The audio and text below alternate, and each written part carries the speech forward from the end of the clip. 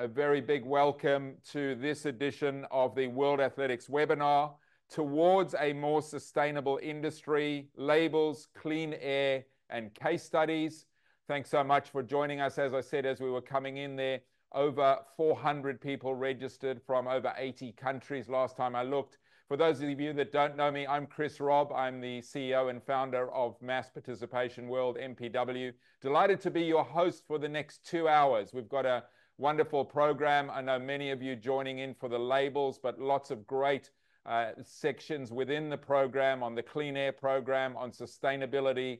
And I'll give you a quick bit of housekeeping, and then we'll run through the program before we start introducing the first session. So if you'd like to communicate, the way on these webinars is through the Q&A or chat. We'll be monitoring that from the studio. I'm coming you from a studio in Bali. We have 10 speakers from Africa through Europe to many other countries. 2 hours in duration, so buckle up for the 2-hour show. We're live streaming on Facebook on the MPW Facebook page. And as always, thanks to our friends at CGX Consulting, Julia Tui and Jerry and Qing Ling. We're live streaming into China as well. We have a number of decks today, quite a few presentations. We will make the PDF versions available to you afterwards, as always, along with the recording. We will be recording the entire show except for the Q&A.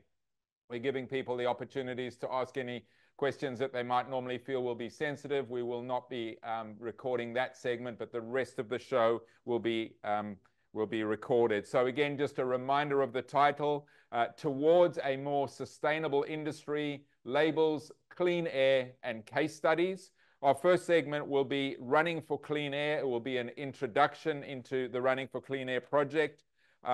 We will then have a segment titled Air Quality and Runners' Health. That will be followed by Air Quality and Sustainability, a panel discussion with the participants in those previous 3 presentations. We will then go into practical implications of the Running for Clean Air projects, and that will be 2 case studies. We'll have one from the Warsaw Marathon, and we'll have one from the Access Bank Lagos City Marathon. And that segment will then be followed by a panel discussion on those case studies as well. I'll then give a quick update on the MPW 24 conference, which is coming in almost exactly 3 months' time in Ho Chi Minh City. And then we'll go to a segment, Understanding and Measuring the True Sustainable Value of Road Races. That'll be a presentation and a Q&A. And then the all-important segment on the 2025 label regulations. We'll be introducing someone who obviously needs no introduction, Alessio Punzi, to give that segment. And then I'll come back and wrap up the show, and we'll close in 2 hours. So hang on tight. As I mentioned again, communicate with us, please, if you feel that you need to, through the chat and the Q&A. We'll be curating questions as we go through. If you put your hand up, we'll come back to you on the chat function.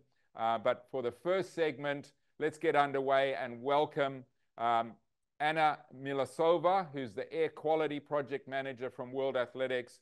She does the project management for the Running for Clean Air program, and she is going to do an introduction into Running for Clean Air. Welcome, Anna. Nice to see you. Hi, Chris. Thank you for the introduction. I'm putting up my slides, and I'll get right into it. Perfect. So good morning, good afternoon, everyone. As Chris mentioned, my name is Anna, and I'm the Air Quality Project Manager from World Athletics, particularly taking care of this project that we are just about to introduce to you. The whole topic of Running for Clean Air is going to take around 1 hour today, but we have many more speakers coming after me to keep you entertained. So let's get into it. What is Running for Clean Air? So Running for Clean Air is a World Athletics initiative funded by the Clean Air Fund. For those of you who are not familiar with the Clean Air Fund is a global philanthropy tackling air pollution. And this cooperation with World Athletics, this project, this Running for Clean Air, is the very first time they're trying to approach air pollution through sports, which makes this project very unique. The ultimate objective of running for clean air is to address air pollution in urban spaces. And we try to do that through the power sport, focusing on road race events. How we do that? We do that by mapping local air quality data, by raising awareness of air pollution, bridging the gap between science and sport, and by activating running communities. It's important to say here that all of these activities take place in partnership with local stakeholders. And the primary stakeholders for the project is always the road race organizer, the city government, and the National Athletic Federation. Let me now get a bit more into details on these four how-to. So starting with the air quality. We map air quality in two different ways, the static monitoring and the dynamic monitoring. For the static monitoring, we bring a sensor into the city and it's set up there for several months preceding the road race. This enables us to get sufficient background data and understand the trends of the location. Second type of monitoring is dynamic monitoring, and that's when we take this device, put it on a bike, and cycle behind the runners along the marathon or the road race course to map the route. What you can see here is an online widget, and this is accessible to anyone with a link. So it's very easy for anyone to just have a look. What is the air quality right now? What does it look like? As you can see here, we do not map only air quality, but also the heat stress. So the information we're providing is very rich. Apart from being able to see the live data, we also put together monthly reports, which already enables us to go a bit deeper into the numbers, provide some analysis and explanation of what is going on in the location. As for the awareness campaign, that looks slightly different location to location because we always try to adapt to local context, but it is always a combination of online and offline events.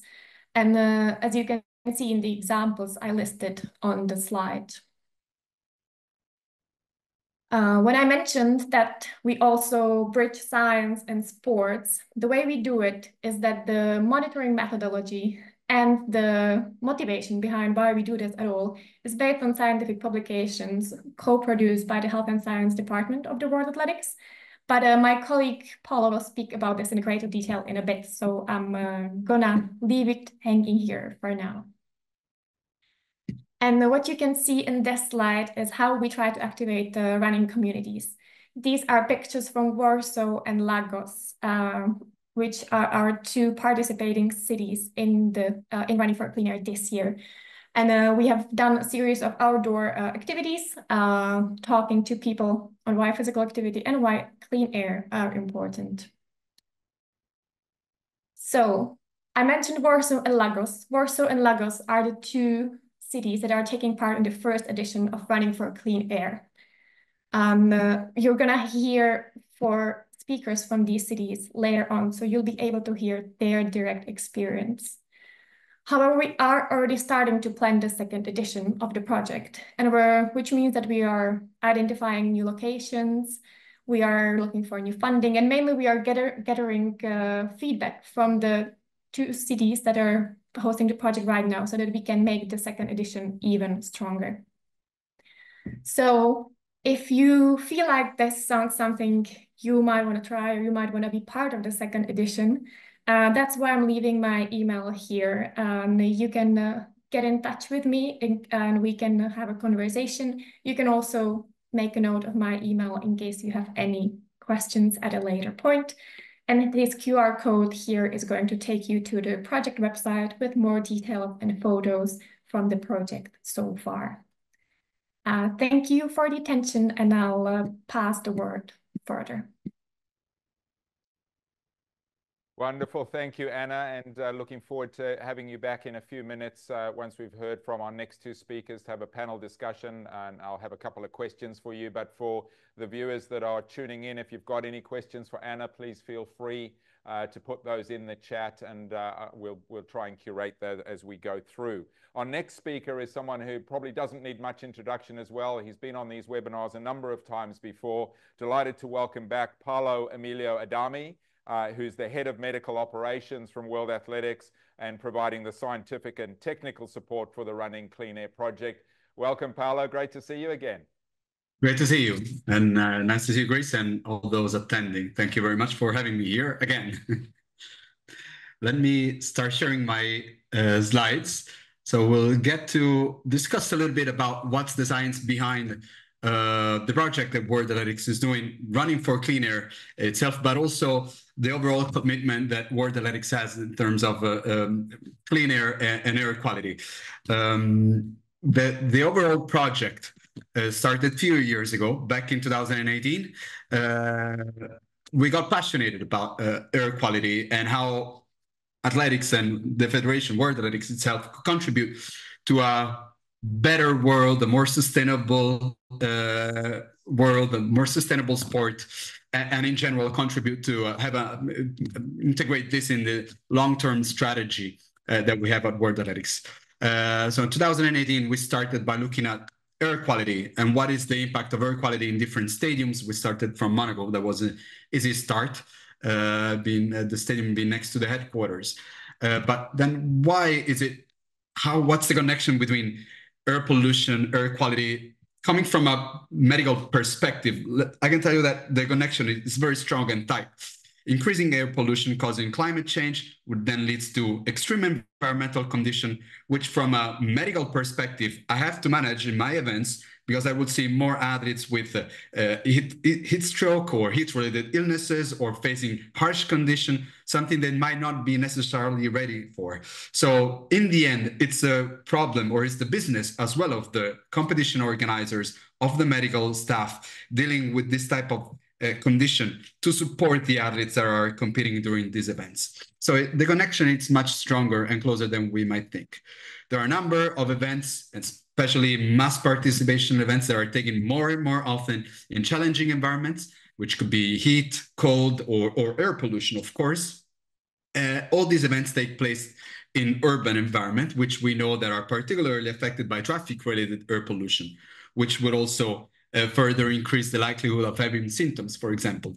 Leaving aside extreme environments that's a completely different type of situation. But again, coming back to our urban usual road running event in any of the cities where we work, there are a number of pollutants that would affect the athletes. And with the devices that we use, what we're trying to do is monitoring gases. So you might have heard of ozone, for example, NO2, CO2, and pollutants, so particulate matters. Particulate matters are particles flying in the air which are made of dust. For example, it could be a number of other particles that are floating in the air. And there are different in size. So PM10s are the bigger one, 10 micrometers diameter, for 2.5, 0.1, the smallest one, that are so tiny that once we breathe them, they can get into the lungs, into the bloodstream, and get all the way down to the lungs, brain, or heart, causing long-term medical condition. So with the device that we use, we monitor all these parameters.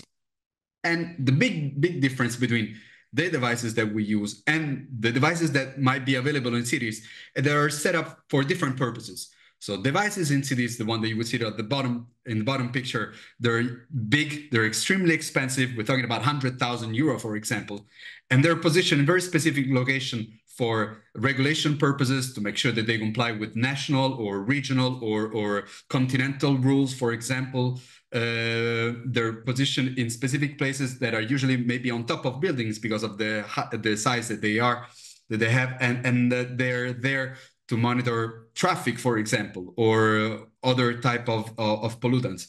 The devices that we use are much smaller, cheaper, And they're so small that we can actually install them inside the track, for example, on a track and field stadium, or install them on the bike, as Anna mentioned, and I will show you a little bit further on how that works. So that allows us really to measure what the people are breathing inside the stadium, on the track, at the finish line of the marathon, on the race course of the marathon, not some 20 meters above a building in some 5 kilometers away from where the finish line is. So it's different purposes, different audiences, different objective of measuring that. And that's the biggest difference. And also answer when we get this question from cities, why do we need another device? It's a different setup. It's a different thing for different purposes. We know that inhaling more air through the mouth during exercises causes bypassing the nasal filter, which actually increases the volume of air that goes through the lung. And then the smaller the particle, as I mentioned, the deeper in the body that this particle will get, and the long-term consequences that will have on health. There are several studies that have looked at the health consequences of air pollution. And it's plenty in the literature of these studies. We know that it affects the brain with a reduction in cognition level, a progressive neural damage observed in aging, very much like similar to early Alzheimer onset. We know that has an impact on the pulmonary system, decreasing the lung function, increasing exacerbation of asthma or exercise-induced bronchoconstriction. We know that it decreases the diffusion capacity, so the capacity of the oxygen to get through the alveoli into the bloodstream and exchange with CO2, and it causes overall pulmonary hypertension. But it has also some effects on the heart, in particularly increasing blood pressure, the diastolic blood pressure, reducing the heart rate variability, a very important parameter for athletes and endurance runners, and overall increasing the load on the heart, which is a big problem, especially if you're exercising. So let's try to bring this into a more exercising friendly context. Let's assume we have someone running at 70% of their VO2 max for about, let's say, 3 hours, right? So this person will inhale the same amount of air that a sedentary person would in 2 days. Just to give you an idea of the volume of air exchanged during 3 hours of exercise.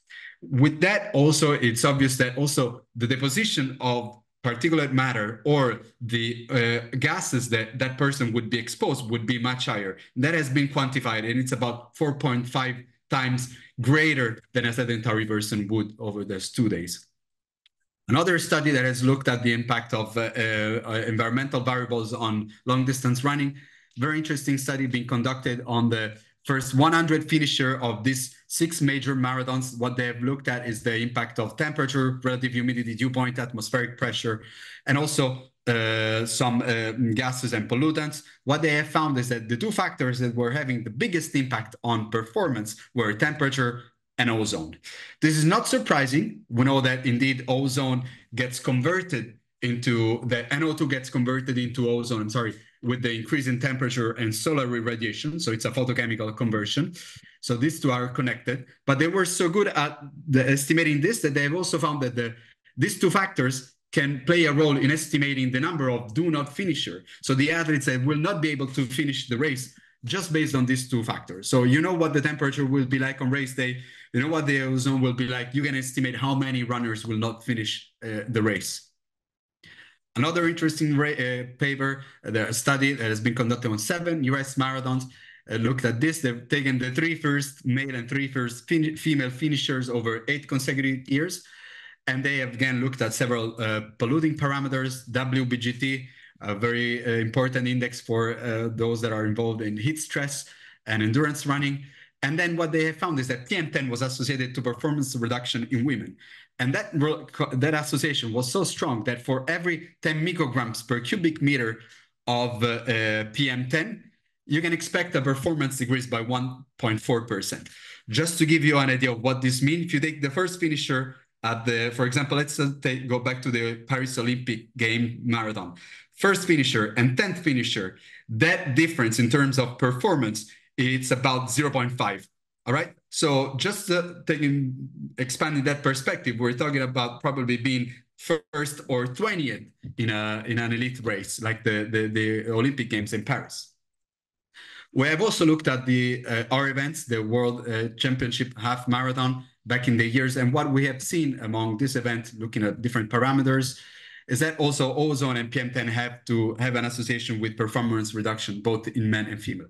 The reason for that is that they cause an inflammatory reaction on the upper respiratory airways that will cause symptoms, then reduce performance. So putting this back into context, breathing rate due to exercise, time that someone is exposed to that type of air pollution, and the pollutant concentration in the end, this would be equal to individual exposure dose, which might then lead to exacerbation of health symptoms and reduced athletic performance. Which, if we bring that into the context of professional or elite athletes, it means that elite athletes are actually at risk of having these two type of consequences, whether it's health consequences or an impact on their performance because of their pollution that they're exposed to. That was the basis why we then started looking at air pollution in the context of athletics, and more specifically with the research project that is called Air Quality and Athletic Performance Studies that we have started back in 2018 by installing devices initially in stadiums that were hosting events. And then we wanted to look beyond stadiums and beyond track events, field events, or long distance running events in the stadium. So we moved that out on the streets with the measuring air pollution during road races, with the objective of monitoring the background urban air quality, doing a dynamic monitoring of the air quality on the race course. So cycling with a device, putting a device on a bicycle and cycling next to the runners, and then be able to rebuild that map of what the city looks like in that perspective. And then monitoring rates of medical encounters related to air pollution. So symptoms that athletes might be experiencing. Is that something that can be connected to air pollution, for example, or even further allergen or pollens? We have done in a number of races. This picture coming from Gdynia. The setup, it's always the same. We have one device installed at the finish line, one device on a bike, and then we're able to rebuild the map. We've done this also in race walking events. This is the latest version of the device that we're using that is also able to measure the WBGT, so the heat stress and temperature stress that the athletes are exposed to. And we've done this, as I said, also in Olympic Games. This is a picture coming from the Sapporo race course back in 2020. We went there a year before the Olympic marathon with some very interesting bikes that we were using. And we were actually, I have a video to show you, so we'll stop sharing my screen at this point so that can be played. It's a very interesting video of what we can do then with the data that we collect from this dynamic monitoring. Chris, I believe you'll be able to share that from the studio. So again, this is Sapporo Marathon race course a year before the Olympic marathon. We traveled there to understand what type of air pollution the athletes were going to be exposed to, and also the heat stress that the athletes were going to be exposed to. So the bars are NO2 and ozone in different parts of the race course. And the color that you see at the bottom on the street is actually the temperature, the WBGT heat index that they were exposed to. There was one southern lap and then 3 laps in the northern part. As you see, bars are very different. The columns are very different because there was traffic, for example, in the yellow, the brightest part of the yellow part, while the blue part was going through, the race course was going through a park. So based on this data acquisition, we were able to then understand what type of air quality, but also thermal stress the athletes were going to be exposed to during the marathon, the Olympic marathon in Tokyo. I'll share again my screen just to conclude on this. So funny picture of us on small bikes. It was quite a challenge for our knees and kneecaps. So what is the objective of the Health and Science Department in supporting races and in general? So athletes first is support promoting their health and safeguarding their well-being, making sure that they have all the information they need to make educated decision on where they should be running, what time, which condition, and how to anticipate or prevent symptoms. But as well, organizer, supporting event organizer in ensuring that every event is safe in exactly the same way, regardless of the location, the time of the year, time of the day, or local environmental condition that the athletes might be exposed and the organizer need to cope with. Very happy to take any question if there is time, or looking for the roundtable discussion. You're more than welcome to send me emails and continue the conversation. And I hand it back over to you, Chris. Thank you so much, Marcin. Thank you so much for sharing your insights. And I think that this is a very important point that you made, that Thank you, Paolo. Some fascinating insights there, and we'll dig a little bit deeper in the panel. There is one question I've seen in the chat from Frederica Romano. Hello, Frederica. Nice to see you. And the question is, why is Paris Marathon mentioned with the major marathon slide, within the major marathon slide? Sorry, can you repeat the question, Chris? Yeah. Why is Paris Marathon mentioned within the major marathon slide? No, that was in the second study. Or if it was, I need to look at that again. Well, it was the study was from the 6 majors. Sorry, that's my mistake in writing the slide. Apologies for that. Okay. Correct. Good point. No Thanks. at all. Thank you, Paolo. Thanks for that. Thanks for those fascinating insights. We'll see you back in a few minutes as we move on to Gabby Ledger, who is she's the Sustainability Project Coordinator from World Athletics, and she's going to come and talk to us about air quality and sustainability. Hello, Gabby. Hi, Chris, and thank you very much. Like the others, I'm just going to share my screen. So yes, today we'll be talking about sustainability a bit more broadly at World Athletics, but I want to specifically focus on the Athletics for a Better World standard. So after about 2 years of piloting, this is something that launched in January of 2024, and it has become a requirement, and it's now integrated within the broader event evaluation system for our labeled road races, for our World Championships, for other licensed events, to start on some sustainability reporting. So what is the Athletics for a Better World standard? So as you can see, it has 6 pillars. And important to note that these 6 pillars actually align with our broader 10-year 2030 sustainability strategy at World Athletics. So there's a really nice alignment between the two. Overall, under these 6 pillars, there's a total of 55 actions that we propose for you as event organizers to do to try and host a more sustainable event. Of course, with the time I have today, I'll be focusing on pillar 4, which looks at sort of the 2 air quality criteria we have as part of our standard. So before that, I want to talk a bit about why the standard is important and why we have it in the first place. So these are some of the surveys we did after the World Championships in Budapest. And 75% of those athletes believe they've been directly impacted by climate change. So those are the similar issues that Paolo talked about. So we're talking about air pollution, heat, disruption to events due to more frequent weather storms, for example. So this is what our athletes are facing. 82% of them said they were extremely or very concerned about air pollution. And the last one, 90% of athletes believe that World Athletics have a role to play in helping to shape a more sustainable future. And this is what we see. There's a greater expectation today from our stakeholders, our communities, our athletes to really engage in sustainability issues.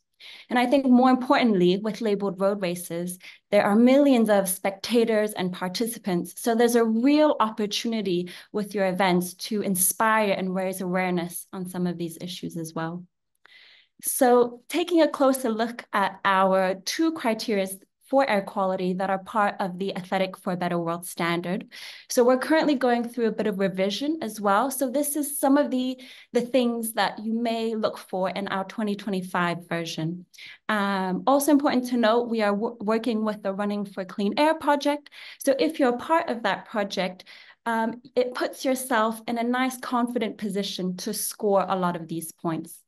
So the first thing we ask for is an air quality plan. So what is happening in your area? You know, what charities, university project, local government initiatives are already happening to better the air quality? And you don't have to start a plan from a blank document. We do have planning templates available to support you if you click that link.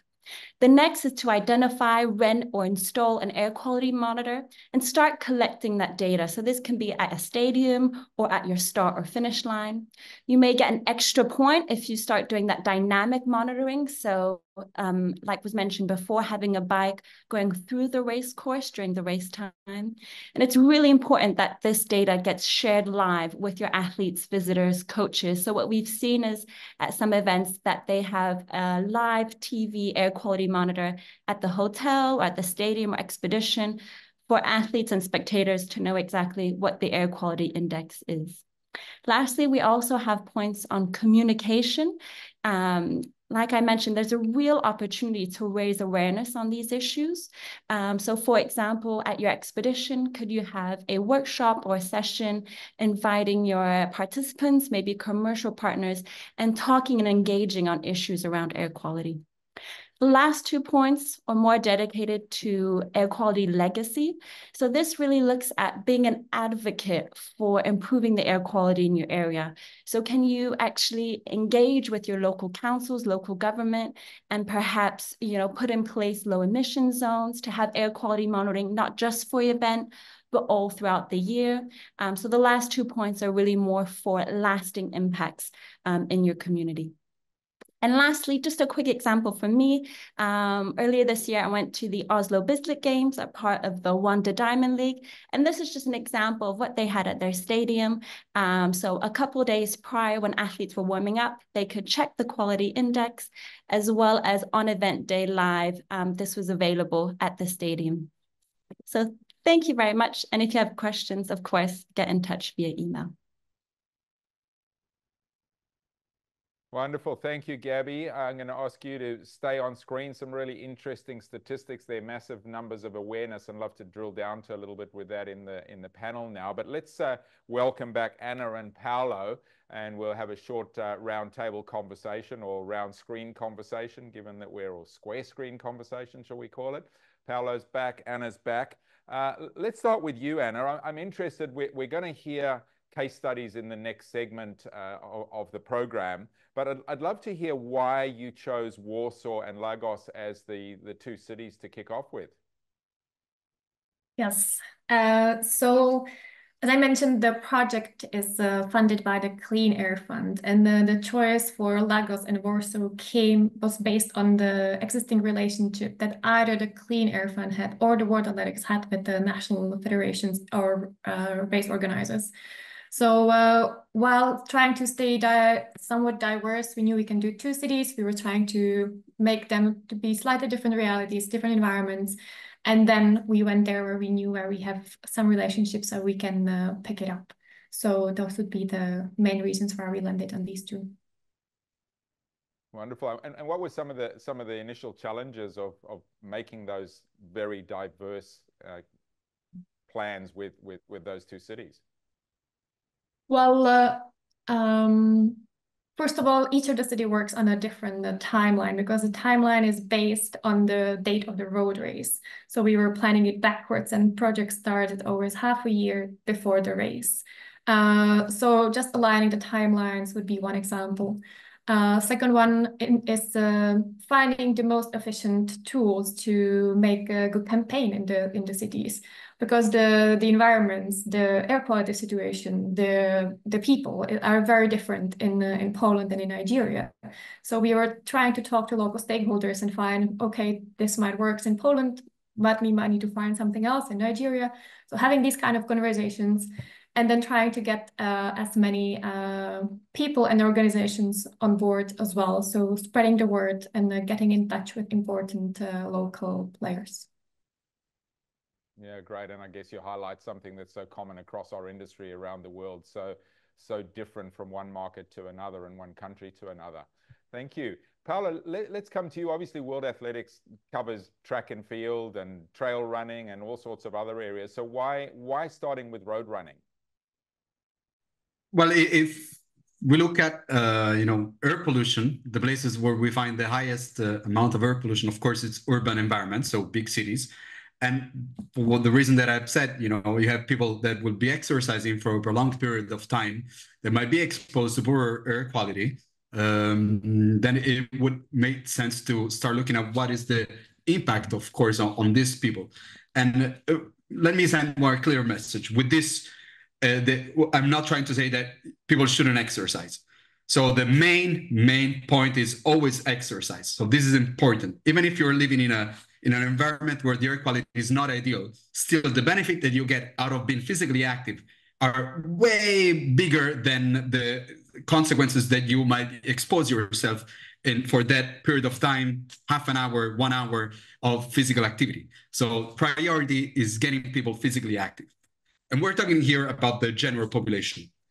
Another thing, another level of concern is professional athletes, elite athletes, those that exercise or expose themselves to that type of air quality for 6-8 hours every day, 7 days of the week, all the days in the month for all year, right? I mean, this is a completely different group of people. So we need to differentiate the two audiences. And the main message is for the general population, exercise, no matter what, no matter where you are, you will always get a benefit. For the elite athletes, they've already reached their plateau of the benefit that they could get from being physically active. So there might be actually some extra risk of being exposed to poor air quality and the health consequences of that. That is why for us it was mainstream and important to look at what's going on in road running, in long distance running in cities and urban environments in general. Thank you. And just on that, Gabby put up some really interesting statistics in terms of awareness generally. How did you find that trickled down to people in the road running space in terms of, I'm guessing that quite a lot of that data was coming from elite athletes, but what was the awareness generally of recreational runners and people participating in road races generally in terms of the impact on their health? Either Paolo or Gabby, whoever would like to answer that one. Go on, Gabby. I'll fill it. I don't know if I have enough experience. I haven't been to enough labeled road races. But you are right, Chris, just for clarification, those statistics did come from elite athletes, elite track and field athletes. So the 2023 survey was done after the World Championships in Budapest, and the 2022 surveys was done from 4 World Championships that year. So the indoor, the race walking, the World Championships, as well as the U20. And to add on that, I think that, yeah, I mean, if you look at the road running community, it's a community of people that enjoy being outdoor, right? They love running outdoor in a nice environment. And if it's the air quality, it's pleasant, it's not polluted, and it's not harmful, then it's also a plus, right? I mean, that's what we always like. We all like to be physically active in a clean environment. So they're of course keen on being on sustainability, and the topic it's very important for them. Thank you. Anna, you got anything to add on that? No, I think not at this point. Wonderful, thank you. So let's come back to you, Gabby, in terms of the Athletics for a Better World standard. How does that look for races that are participating in the Running for Clean Air program? Yes, so moving into 2025, we really want to have an alignment between the two. So sort of the expectations that we have for local air quality as part of our Athletics for a Better World standard. If you're taking part in the Running for Clean Air program, you will have that air quality plan in place. You'll have that monitoring in place. You'll have that awareness campaign in place. And so all those things that you're doing as part of the Running Clean Air project, it overlaps nicely with our Athletic for a Better World standard. So if you like, it gives you a good head start on our standard. So you can secure those points for our air quality criteria. And it maybe gives you a boost then to tackle some of the other areas of our Athletic for a Better World standard, which may link to transport, which might link to waste, which might link to how you communicate more broadly about sustainability with your audience. Wonderful, thank you. Last question, because we're pretty close out of time, but we got obviously lots of races here. As I said at the top of the show, we've had over 400 people register for tonight. We've got over 200 people online at the moment. What does it mean for people joining? How do they join? Why should they join up? Maybe come back to you for that, Anna. Yes, so I think just the fact that we are this early with the project, Lagos and Warsaw were the 2 cities. It's like a great opportunity to become a pioneer on this topic. And suddenly we're giving you opportunity, we're giving you tools, we're basically showing you how you can work with air quality and road races. So if you do that with us, it's going to be easier than if you're maybe later forced to do it by some regulations or some other implications. So I think this could be like a good opportunity to have that easy start, be handheld on the journey and do it with our guidance. And so practically, if people are interested in learning more, what's the best way for them to do that? You want to pop your email in the chat, or is it go to the website? What's the best way for them to get more information? Yes, so I will share both the website and my email address in the chat. The website is a great source for additional information. And then if that sounds interesting, just get in touch and we'll take it further from there. And you had the QR code there. We'll make sure that we share that. Obviously, we're going to share these slides afterwards so people can get in contact through that. Mikey, can you just bring up the Q&A? I saw a couple of questions that popped in there. I just want to check that none of them relate to this. So got one there from Chris Randall. Do you think this sort of data might start to be considered in advance of awarding events to destinations, i.e. could air quality influence suitability of an event bid? Who would like to take that one? I can answer partially. I mean, from a let's say a health and science perspective, we would really like that to be one of the factors that it's taken into consideration. I can tell you that when we're looking at World Athletics Championship bidders, in the risk assessment that we do, we always look at different risks, but air quality and pollution, it's one of the areas that we look at. Together with, for example, temperature at that particular time of the year where the event is supposed to take place, or infective risk or other things.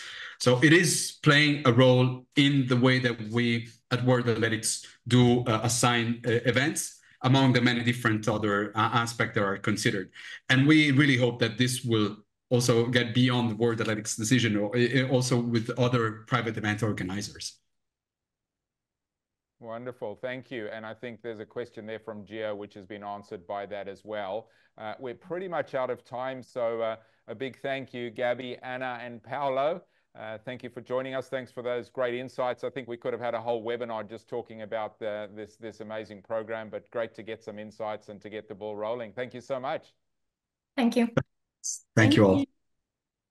As we say goodbye to Anna, Paolo, and Gabby, we move on to the second segment of the Running for Clean Air project, which is practical implications. And we're going to start with a Warsaw Marathon case study. And we're going to welcome Marek Tronina, who's the CEO of the Warsaw Marathon Foundation, who are the organizers of the Warsaw Marathon, who's going to give us some insights into their role. Welcome, Marek. Hello, everyone. There you go, Marek. Thank you. Well, first of all, thank you for having me here, and thank you, Paolo and Anna, for inviting Warsaw Marathon to this great project. Okay, because we don't have too much time, I would like to say a few words about the Warsaw Marathon itself, and then move us briefly into where it all fits into the broader picture of our strategy. Okay, so I'm going to share a couple of slides with you. I do hope you can see them. Okay, so we are very lucky to be celebrating the first ever marathon held in Poland this year. That was held back in 1924.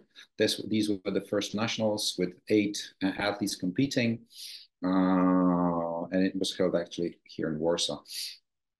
Okay, the history of the Warsaw Marathon started back in 1979 with 1,800 people at the start and finish line. And this was actually the second largest marathon in Europe held that year. Okay, then the history of my organization, the Warsaw Marathon Foundation begins in 2002 when the previous organizers kind of quit. They said they couldn't keep organizing the race then. And I was an amateur runner back in the day.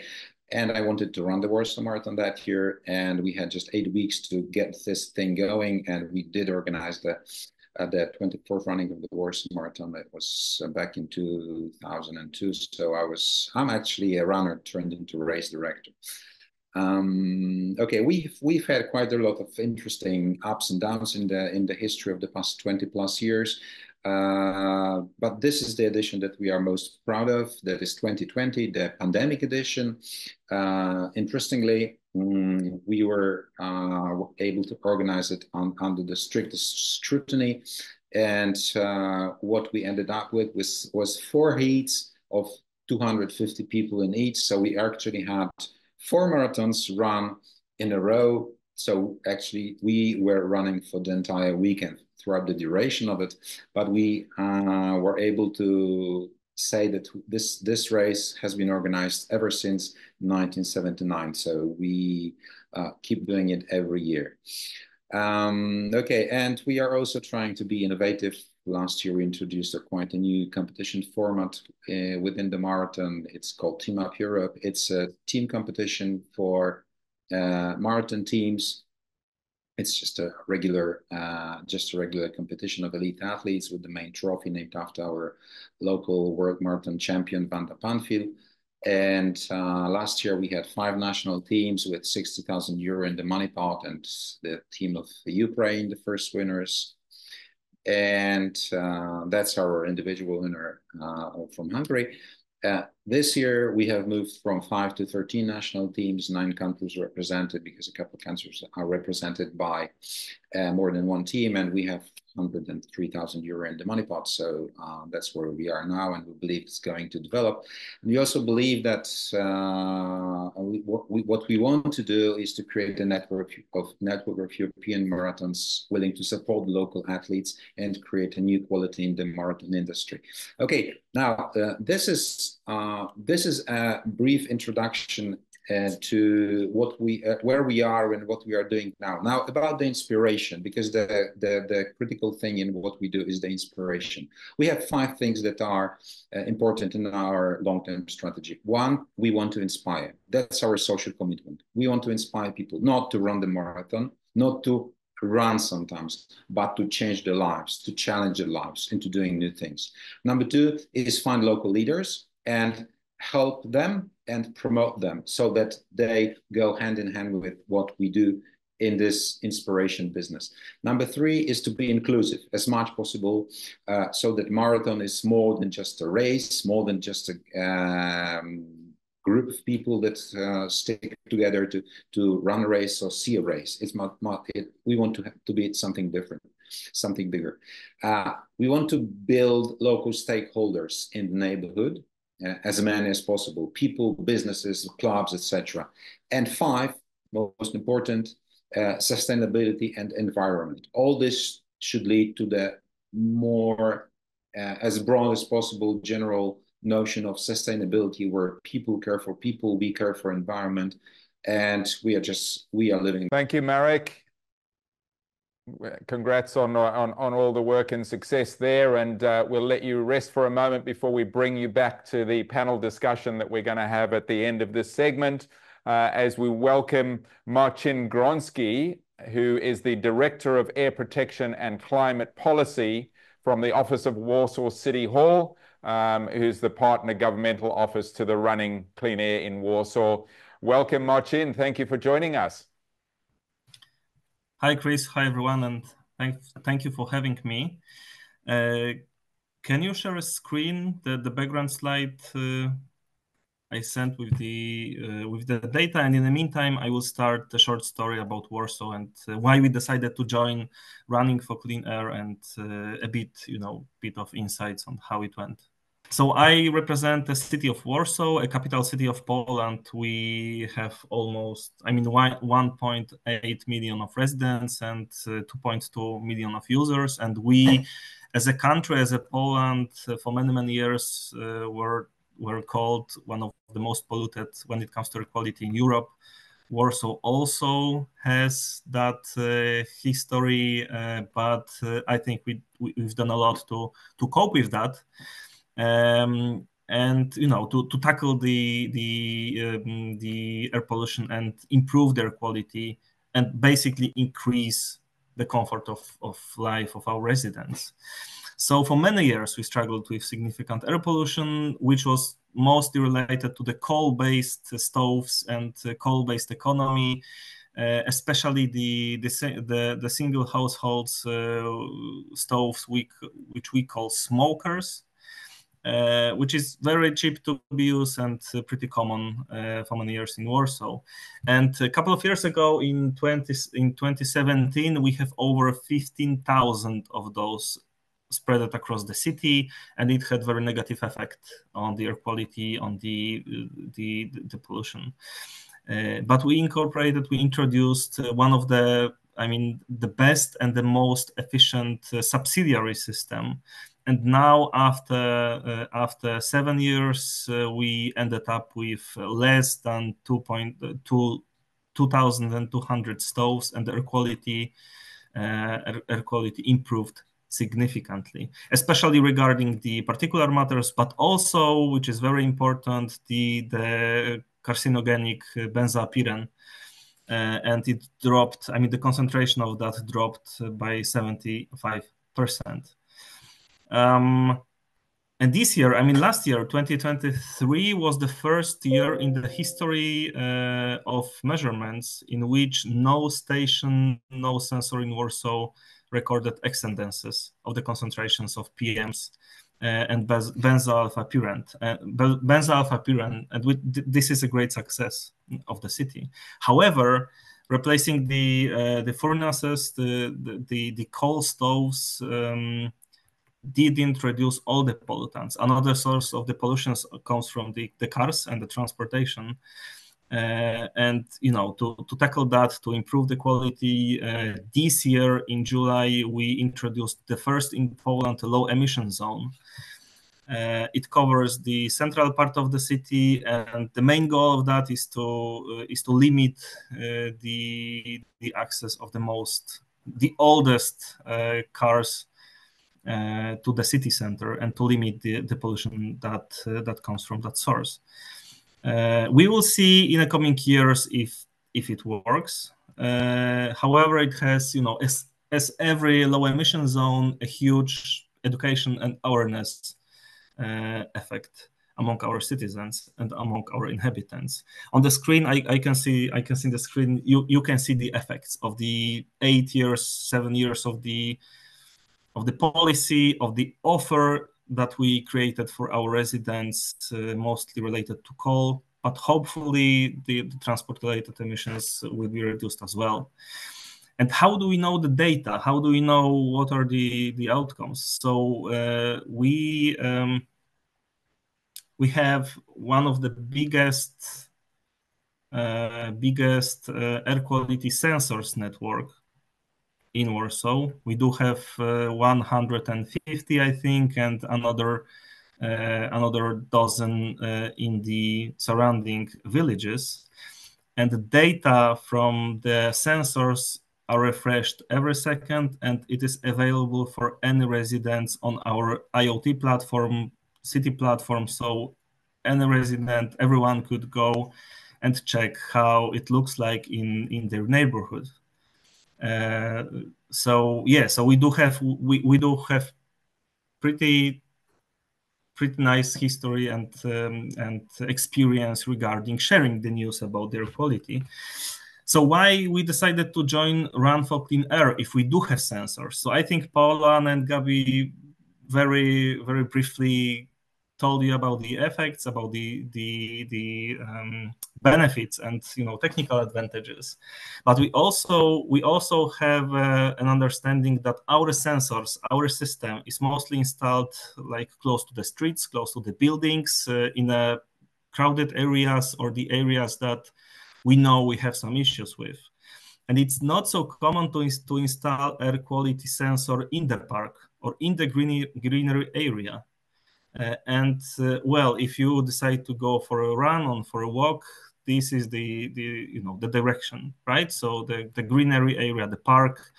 And we decided to install the sensor in a city center, in the one of the most common place to go for running, and to check how's the air quality in that not typical area for our residents and for people that would like to to be active and have a healthy lifestyle.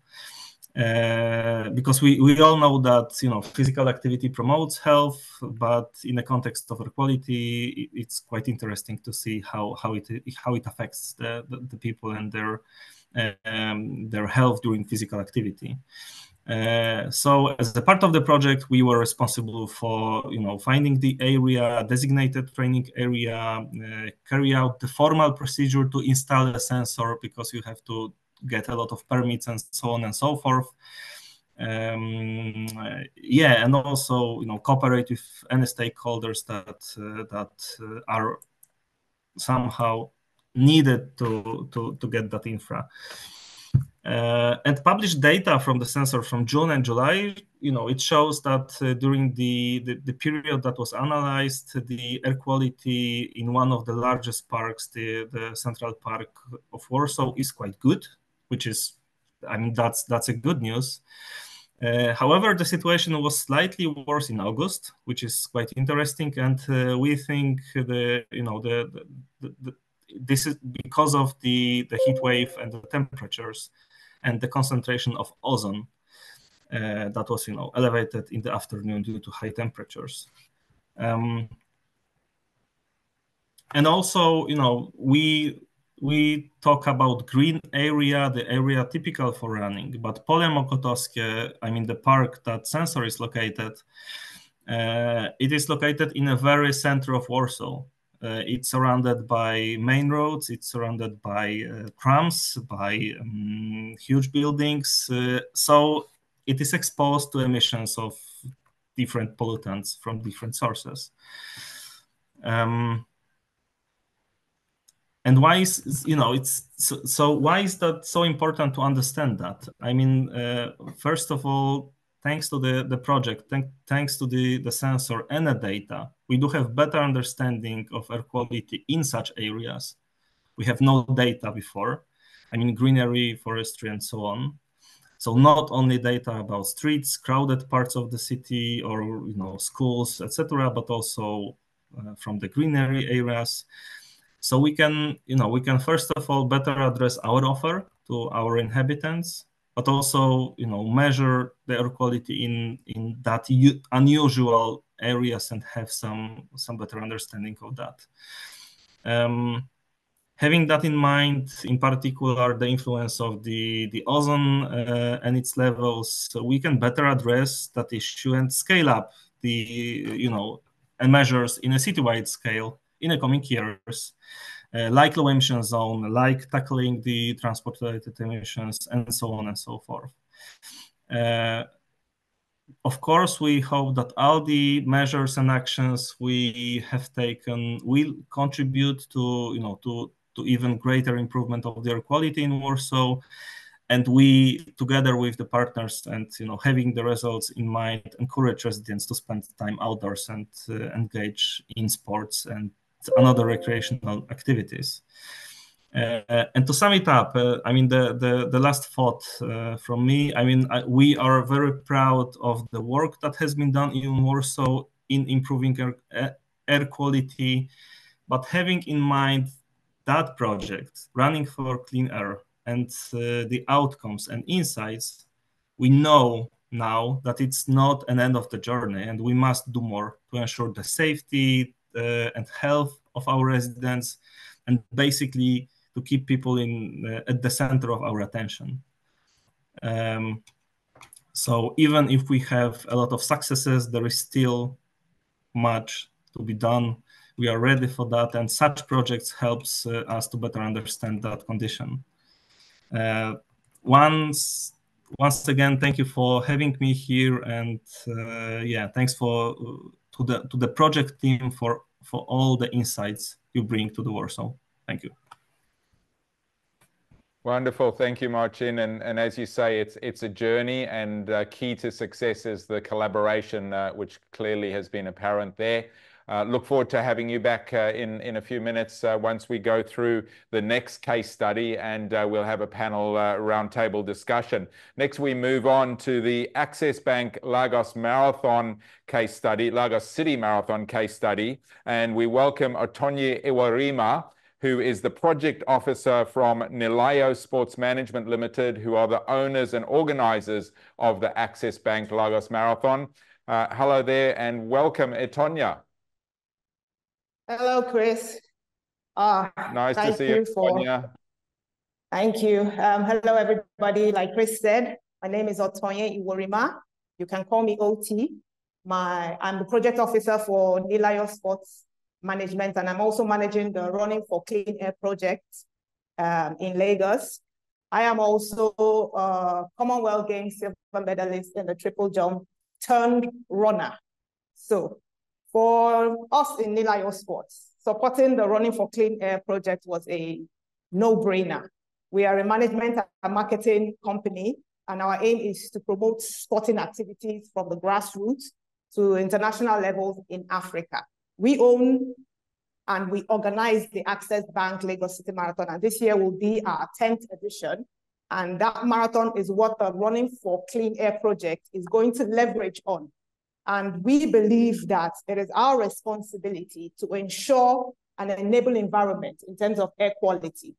This project will help us know whether we need to change the route or which routes to take in terms of, so that we can let all our participants, the elite and the front runners, perform and give us their absolute best. There's a saying that goes that to whom much is given, much is expected. We like to say at NILAYO, to whom much is given, much is required.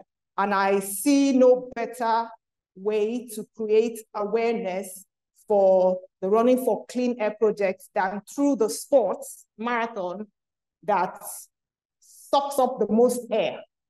And Paolo actually proved my point in his presentation.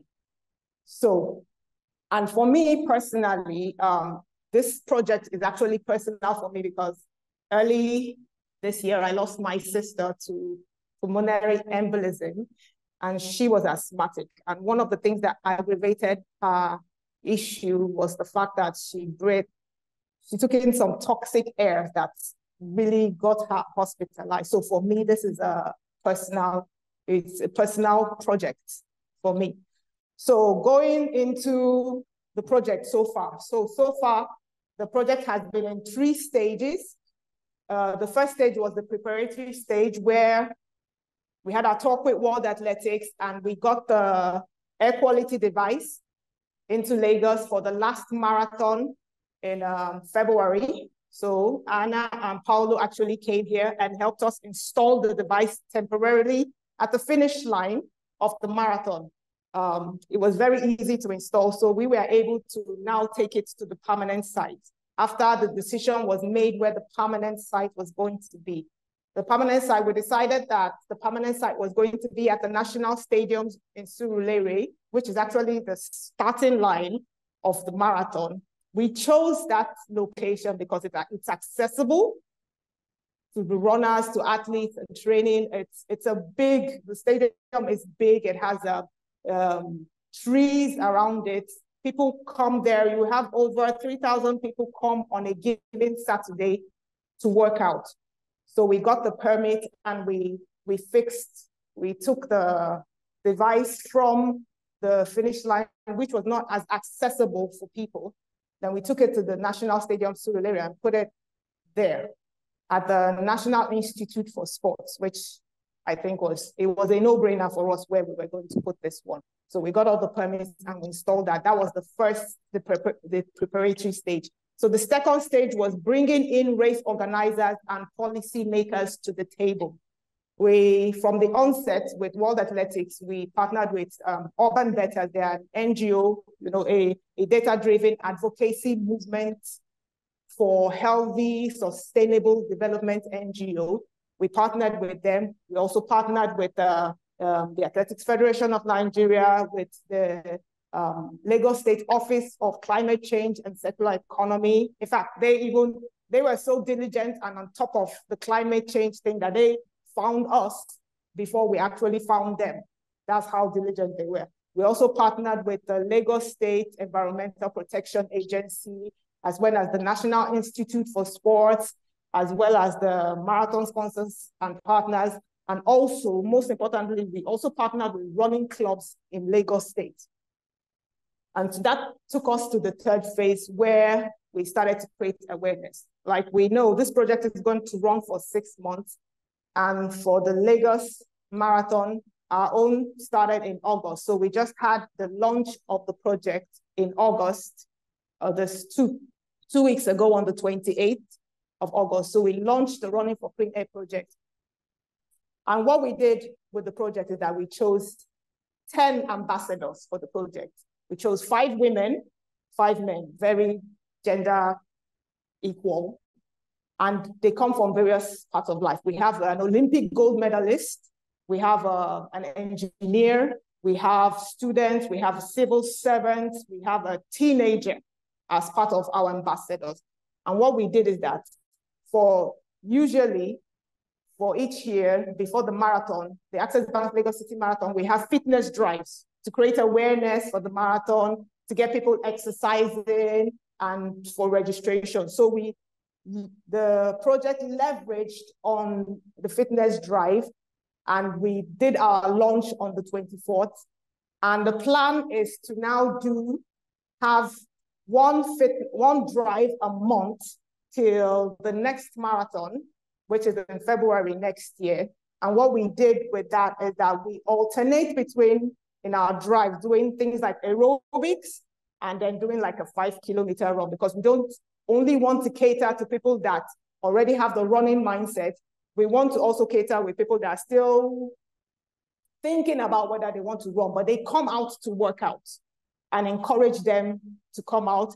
And what the ambassadors do is that they talk with them. We have some flyers.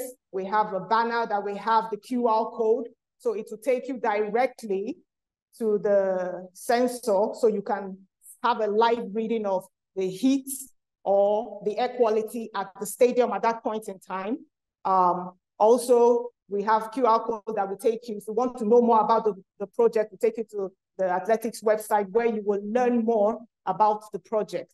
And so the drive we had, even though it was raining, because we're in the rainy season, we still had over 100 participants come to take part in that drive.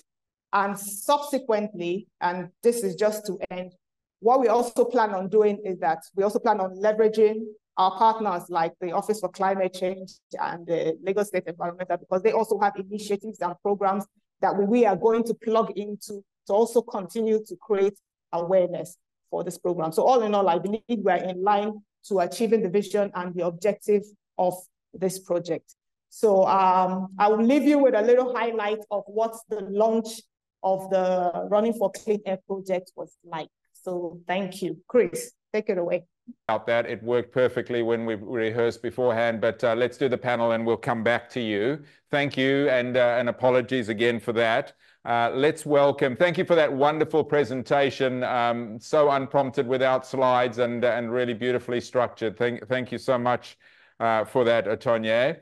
As we welcome Mrs. Oshodi, and as we heard from the Warsaw presentation, always crucial to have partnerships and the collaboration that you referred to, and clearly the government collaboration, really important. So Mrs. Oshodi, who's the special advisor to the governor of Lagos State on climate change and circular economy, please welcome Mrs. Oshodi and to share on behalf of the government. Hi there. Good day to everybody. I'm sure that we're on different timelines, and so I think I'll be safe to just say good day. I did send a document that could be shared. I don't know if that's going to be available for me. Right. Thank you very much.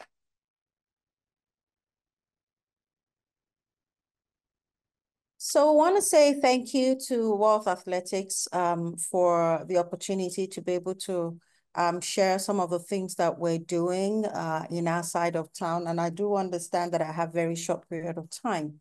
But I think it's a good way to lean into what the previous speaker, my darling sister, Otonye, has shared.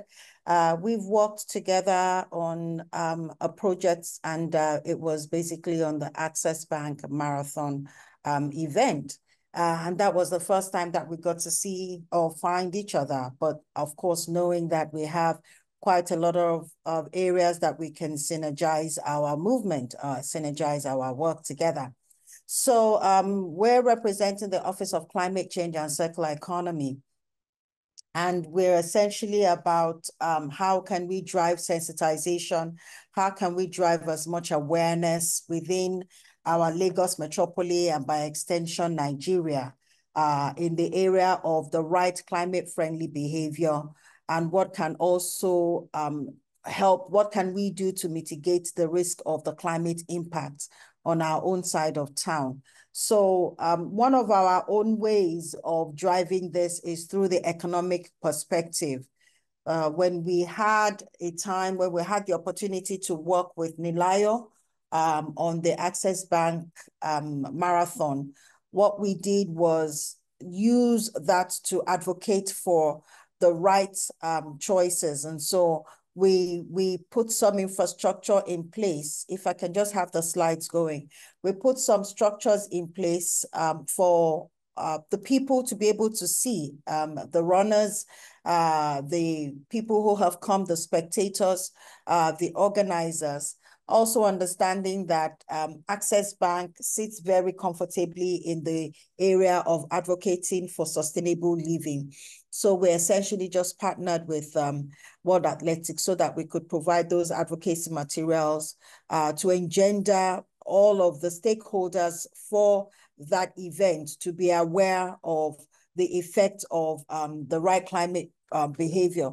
And of course, if you can see from the pictures that we were more entrenched in the picking up of plastics, the PET bottles, also just getting to see the potential benefit of them driving, cleanliness, driving, hygiene that can affect their health. So we know, in Lagos and in Nigeria that on our own side, there are cultural attitudes, there are our own behavioral attitude that can hinder the necessary knowledge of climate change, ultimately drive that could affect our health trajectory as well. So we're taking it from a bottom-up approach by getting people to be more knowledgeable about the choices that they make, about their food, about their drinks, about the use of their materials in terms of waste, and how that can be functional and valuable for them.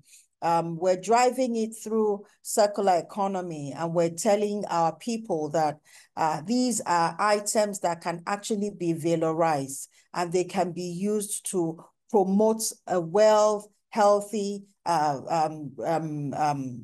living. So if you notice that, we had active participation across board with LASEPA and LOMA and other relevant agencies. And we also were able to establish a good number of participation in the area of knowledge of climate change, also helping to valorize waste. Because if you move to the next slide, please. All of the waste, all of the PET bottles that were collected on that day were actually given to collectors and aggregators who had them exchanged for value, for money.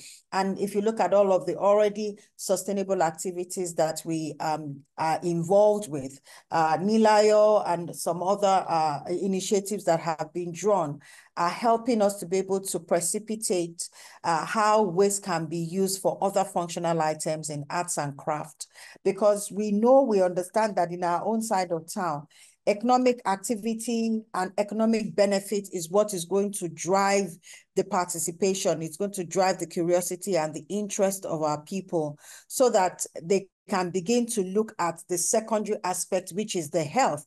And that's the health, and that's what the marathon, that's what the activities around exercising is all about. But first and foremost, we need to talk about what brings food on their table. And we're working closely on a PPP model with MSMEs, enterprises that are material recovery enterprises, to help us to achieve this. So within a landscape of the task that we have set for ourselves, we have initiatives like the Leave No One Behind, circular fashion that addresses textile waste, EcoCirculate that talks about waste valorization, waste tokenization, and then EcoNexus that gives us the opportunity to interface with the corporate organizations in the area of generating capital that can help us to effectively drive this reduction in carbon emission, improve quality of life for our people,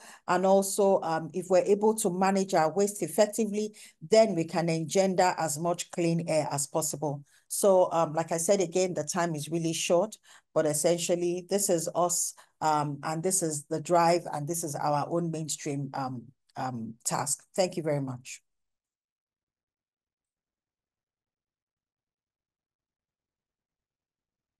Thanks very much, Mrs. Oshodi. Let's try quickly and see if we can play that video before we go on to the panel. Just give it 2 seconds. We think we've worked out how to do it.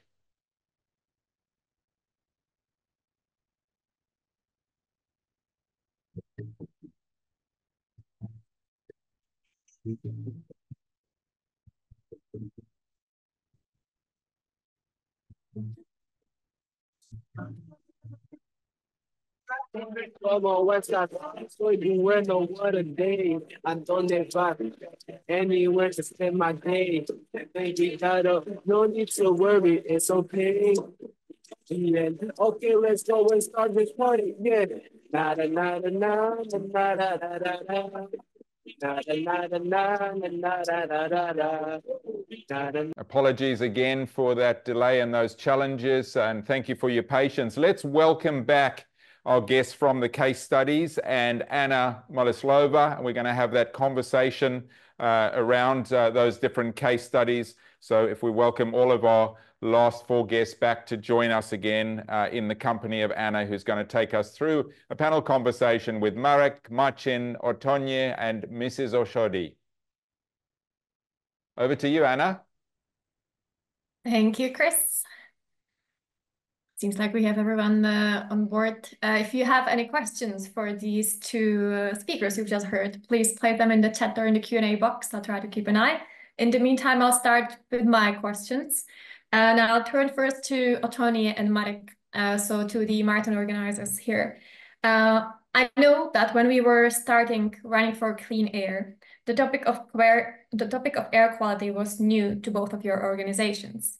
So I'm curious to know, how has that been perceived?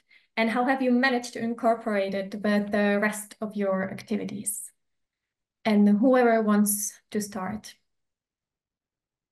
Ladies first. Okay. I wouldn't say the topic was new, because I think part of the things we did when we were measuring the route is that you check for this sites, areas where might have issues with air quality. And the fact that you stop traffic for 6 hours also helps reduce the emission on the road. So it was something at least we were aware of that we were doing during the marathon. But the project, what the project did is that I think it brought more players into the mix in terms of fun runners and the elite runners. I think now they are more in the mix as to the decision of, okay, what kind of air am I breathing? What am I running? I think it brought to their consciousness, okay, now let's be aware of what kind of air we're breathing. Is it really good? Is it where I'm training? What's the air quality like? And from the project, going on from the project, because what we did is we really engaged the running clubs. We saw that there's a lot of interest in people knowing, okay, what's happening? Well, what's the air like? What's the air quality like where I'm breathing? Okay, how hot is it? Okay, really? I don't really have to train when the temperature is this high, because sometimes people just are not really aware of the fact that training when it's the heat is high might be damaging to their health at some distance. So it kind of brought to the front people started thinking about, okay, I can now train at certain times where it's cooler, and I can train in certain place where the air quality is better. And so they're now aware. I had one of my ambassadors that, okay, now I am aware of when I run on the road, how clean the air is, as opposed to when I run in the stadium, which has a better environment.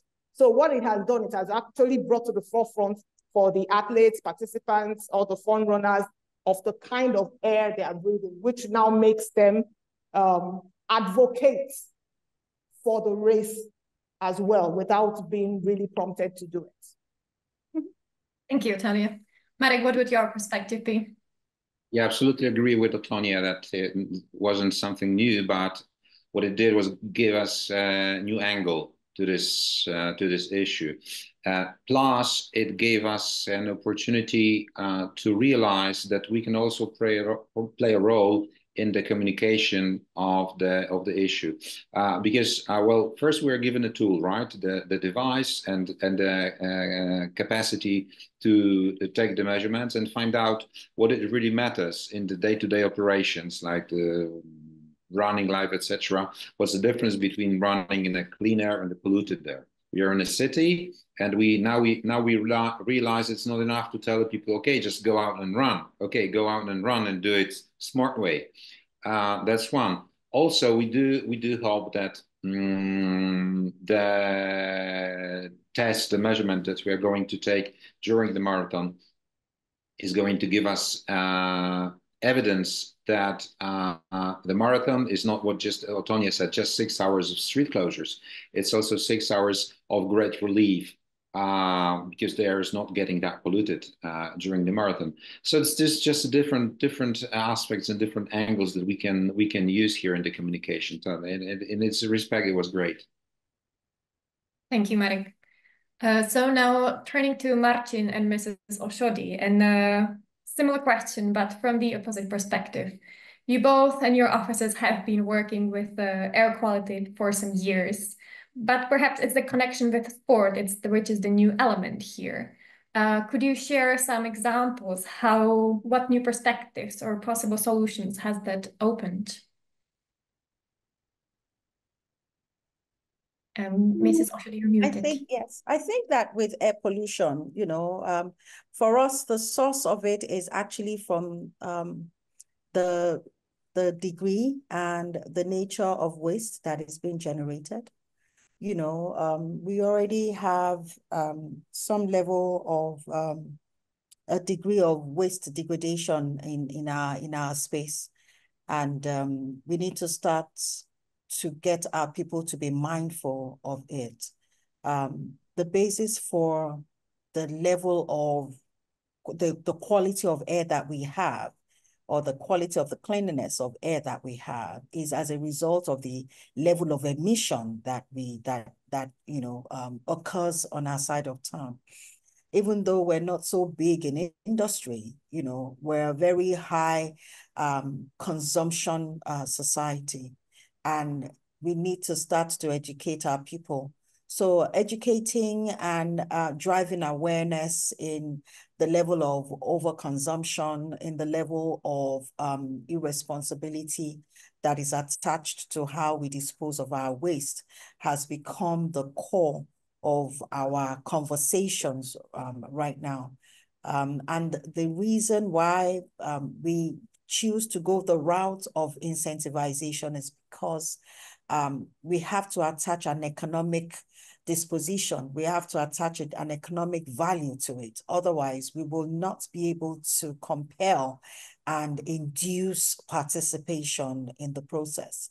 So within our landscape of communication, we're infusing the recycling of already existing agencies in Lagos that have the mandate to shape mindset, that have the mandate to provide social infrastructure, social amenity, so that we are able to drive subsidy programs through the social amenities that are available, and also get the agencies who are into advocacy, who are into change management to work with us so that we can compel. We're also working with faith-based organizations because they're also very strong influencers within the landscape of our culture behavior. You know, so if we're able to get a mind shift towards responsible disposal of waste, then we can ascertain the quality of air that is emitted, you know, over a period of time. Then also knowing that if they have economic benefit in terms of whether subsidy for transportation or whether subsidy with tuition and fees in school or for books for the children, or subsidy in communication, those who provide internet service providers or telephone service providers, you know, or even in exchange for value in terms of money, then we can begin to shift and begin to establish that behavioral change. And that's one of the things that we have started to simulate. We have had 2 programs within the community level attaching economical benefits for money, for social subsidy, for food, you know, with partnership with grocery stores, you know, so that people can begin to bring their waste deliberately in exchange for any of those values. And we can then begin to talk about their health. We also have partnership with the state social health insurance scheme as well. So because we already have a mandate from the governor, Mr. Sanwo-Olu, to there's an executive order for every citizen in Lagos to be incorporated and to climb on the social health scheme ladder. You know, so that is also one of the tools that we are exploring, you know, for our people to gain some level of value whilst they're responsibly disposing their waste. Ultimately, what it brings to bear for us is that we can stop those bottles, we can stop those waste from getting onto the gutters, we can stop them from getting into the drainages that block the channels and that is causing flooding. We can also stop the ones that eventually land up on the landfills that takes thousands of years for them to decompose and causing that increased carbon emission that we're all trying to reduce. But most importantly, we're unlocking the potentials for revenue generation. We're creating opportunities for businesses who are already running their operations within the sustainable industry. We're helping them to scale businesses because once we get people onto that train of understanding how to responsibly dispose their waste, then we can establish collection centers and the infrastructure is able to take in this waste and they can process them in exchange for value, and businesses can grow and they can expand and they can also diversify as required per location within the city, within the metropolis. So it's part of our plan. It's ultimately towards the end. Thank you. Thank you very much. We're slowly running the time of the panel, so I'll turn with my last question to Marcin. But all of the things we've just heard from Mrs. Oshodi are nice examples how to create dialogue with the people living in the city and how to engage with them on these difficult topics. Do you think the fact that you're now connected to new players in the city and that you have the broader network around the air quality is going to in any way help you facilitate these discussions? And if yes, how, please? Yeah, an easy answer is yes, of course. I mean, the more actors in the process, the more perspectives they can bring to the table, right? We in a municipal council, in our team, on a daily basis, we work with a huge amount of data, you know, numbers, measurements, and so on and so forth. Data we collect, data we analyze and process. But very often it's, you know, it's a faceless number, right? It's like numbers, it's digits. We know how it looks like in a context of, for example, WHO standards, and, you know, how we how is our position and benchmark regarding the air quality, and we don't often think about the residents and the people at the other side of the table, right? It's not a number.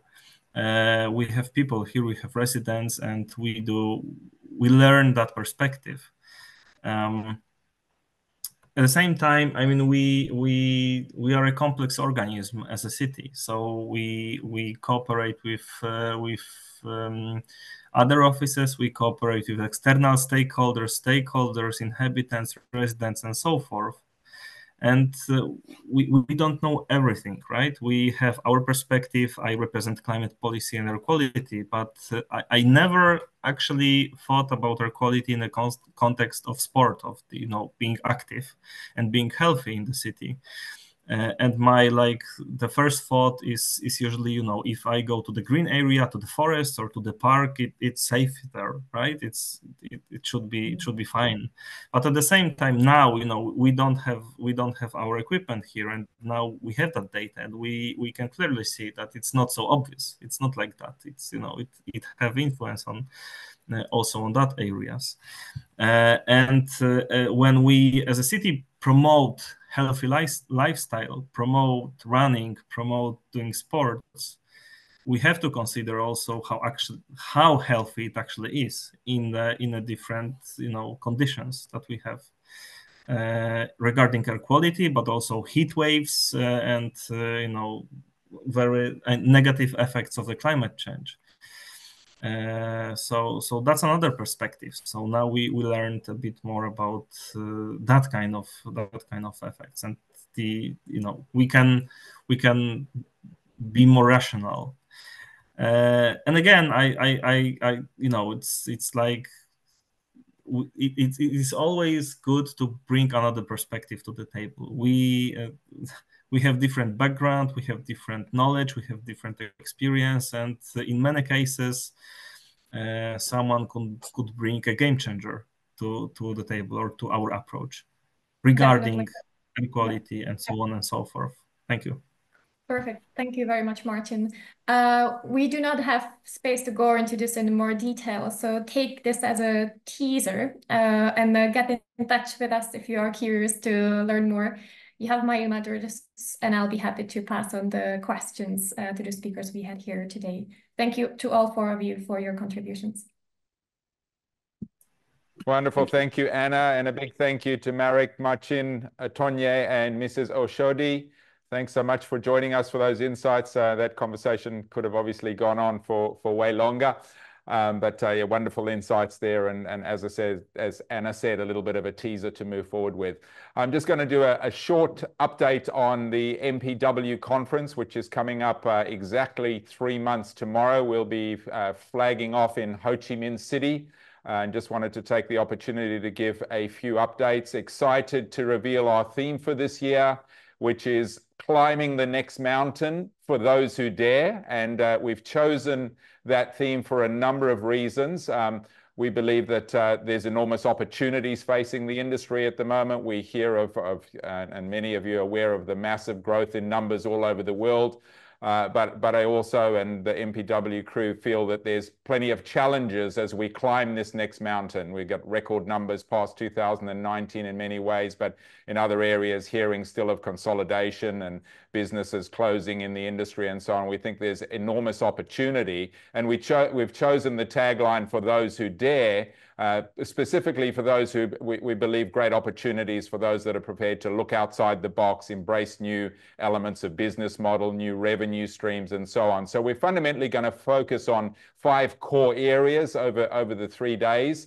And if we go on to the next slide, we'll see 5 different themes. We're going to give a fair amount of attention to global perspectives, what we're hearing from around the world, which MPW is very fortunate to be in the position to have, I guess, tentacles all over the world, similar to World Athletics. We're going to spend time on commercial and strategic initiatives. We're going to talk a lot about engagement.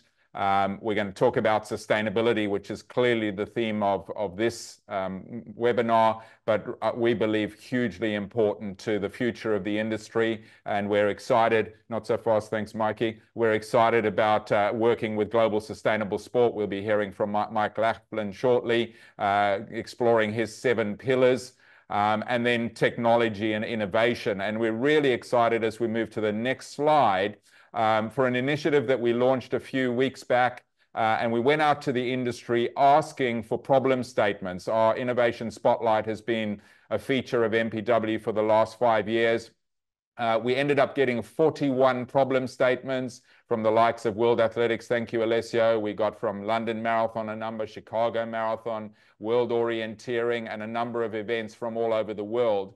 And we're currently working with GSIC. We actually had a session last night with a number of people who submitted the problem statements. We're refining those down to somewhere between 12 and 15 problem statements that we will then be disseminating globally through GSIC's network to be looking for solutions, tech providers, startups, and we will be inviting 10 finalists to join us in Ho Chi Minh to present their solutions to real-world problems from the industry. We'll have investors in the room, and we're hopeful that we'll be creating some sort of a mass participation technology incubator in its first step. Hugely excited to partner with GSIC, who works in mainstream sport with the likes of the NFL, with La Liga, Barcelona, all sorts of huge organizations. And then another feature of the event, which we're hugely excited about, please, next slide, thank you, is just confirmed this week we'll be running a World Athletics Medical Operations Workshop. And we're delighted that Stefan Berman, who is the Director of Health and Science from World Athletics, will be joining us, as will Hugh Singh, who is the medical director, of the Singapore Marathon, the Sydney Marathon, works very closely with a lot of the medical directors of the Abbott World Marathon majors. And we'll be running a half-day workshop, very interactive, to bring medical best practice, particularly to Southeast Asia, where there's so many events happening, but certainly welcome medical directors and race directors from around the world to stay on and do that, which will happen on the Saturday. And as we move on to the final slide, we will be opening registration on the 16th of September. If you scan that QR code, register your interest, and we will be giving away 5 free delegate passes. You need to register your interest on that list to be in the winning or in line to have the opportunity. And we'll be releasing the first draft program tomorrow on our various channels. And as I say, registration will open on the 16th of September. Really excited to hopefully hosting some of you in Ho Chi Minh. We had a wonderful feedback from last year's conference of an amazing city, an amazing country where mass participation is absolutely booming. Our partner there is Sunrise Events Vietnam, who brought Ironman to Vietnam, and they also deliver the Ho Chi Minh City Marathon, Techom Bang Ho Chi Minh City Marathon, and the Techom Bang Hanoi Marathon, which takes place in 2 weeks' time. So that's enough from me. Let's move on to our next segment, and delighted to welcome an old friend to the screen, Mike Laflin, who is the CEO and founder of Global Sustainable Sport, and as I said, one of our partners for MPW 24 in Ho Chi Minh. And Mike is going to give a presentation, and then we'll have some Q&A on understanding and measuring the true sustainable value of road races. Hello, Mike. Wonderful to see you again. Hi, Chris. Great to see you. Thanks very much for inviting me to join you today. Amazing to hear the great work that's being done in athletics around air pollution, and yeah, fantastic to see what's happening in Lagos and Warsaw. So great to join you. Shall I put on my share? Okay, can you see that okay? So thank you very much for inviting me. Great to be joining you. As I say, my name is Mike Laflin. I used to work for World Athletics, which was the IAAF in my day, back in the early 80s. So great to be involved still in the athletics world. I started Global Sustainable Sport about a year and a half ago, and I was really interested to understand basically what sports organizations were doing around sustainability, how they were capturing, measuring, reporting on their sustainability activities, and who was doing what. This is something I really sort of wanted to understand on a global basis who's really driving sustainability around the world. And I could see pockets of information, but I couldn't see really a lot of what was going on. So I started really by looking at sort of what was out there in terms of frameworks for reporting on sport and sustainability. And obviously, a lot of people refer to the Sustainable Development Goals created by the United Nations. But a lot of people also talk about ESG, environmental, social, and governance. So these are kind of two of the sort of main areas that people talk about when they're talking about sustainability. But we've also now got ISO certifications around major events. We've got materiality reporting about the impact that you have on society and the society that has on you. And obviously fantastic to see what World Athletics are doing, creating their own Athletics for a Better World standard, which is what Gabby was talking about earlier. So we're seeing a number of organizations creating frameworks for sport. And we've seen a lot of those, particularly in the environmental space recently with the UN Sport for Climate Action, UN Sport for Nature. So there are a variety of things that are out there. And also, if you look in the social governance and economic spaces, we are seeing a number of areas that people are particularly looking at the social return on investment or the gross value add that sport brings to society. We have a few governance things, particularly around the Olympic movements and the international federations in that space. And of course, we're all very familiar, particularly from a city perspective, on the economic impact of sport on cities, particularly in the hosting of major sports events. So there's a whole raft of different ways that people express value in terms of what sport brings. And one of the things that I really wanted to add into that was, well, who is doing things in sustainability and how are they doing it? So we actually organized some students a few years ago to help us kind of pull together some data on this. And this is what we've been using over the last year and a half. And we studied over 1,500 sports organizations around the world, looking at leagues, teams, clubs, federations. And we discovered that actually probably about half of them were doing something around sustainability, whether it be a social or an environmental program. But actually very few were doing all three. So it was interesting to see that some were focusing on social programs, some were focusing on environmental programs, some were getting involved in participation programs, but very, very few were really doing it on a comprehensive basis. And what I was able to really understand is that really, there were very few organizations that really understood what sustainability meant. And for me, sustainability is a very broad concept. And what I saw was that the organizations that were doing something broadly in all these areas were quite advanced in the sustainability discussion, the sustainability conversation. So we started to look a little bit more detailed at what people were doing. But what I really understood was that very few had a formal strategy, very few people were really using their platforms to engage their fans and their athletes, and that actually the terminology of ESG is much, much broader for sport. But there was no really good framework for sport to describe this. And so what we've been doing over the last year is really looking at how could we create a framework for sport. And we have done a number of sort of studies, and I particularly wanted to highlight Oslo Visit Games, particularly in their transformation from being the oil games. They were sponsored by ExxonMobil for many, many years, transitioning away from a reliance on fossil fuels to actually creating what is now called an eco lighthouse games. And I think they have a really interesting story. And one of the projects that we tried to do with Global Sustainable Sport was to really highlight and showcase different activities around the world, give a platform for people to talk about things. And so this is a case study that we did on Oslo and the amazing work that they've done in transitioning over those years. And so having done all of this work, we could see that really there was no clear framework for sport. It's broader than ESG. It needs much more specific explanation than the SDGs. And really sport very rarely reports on its social value and on participation, which is surely the core value that most road races have. So we wanted to really sort of think about this, and so working with a number of people in this space, academics, practitioners, we came up with kind of really a framework that we felt actually kind of explains sport in a better context.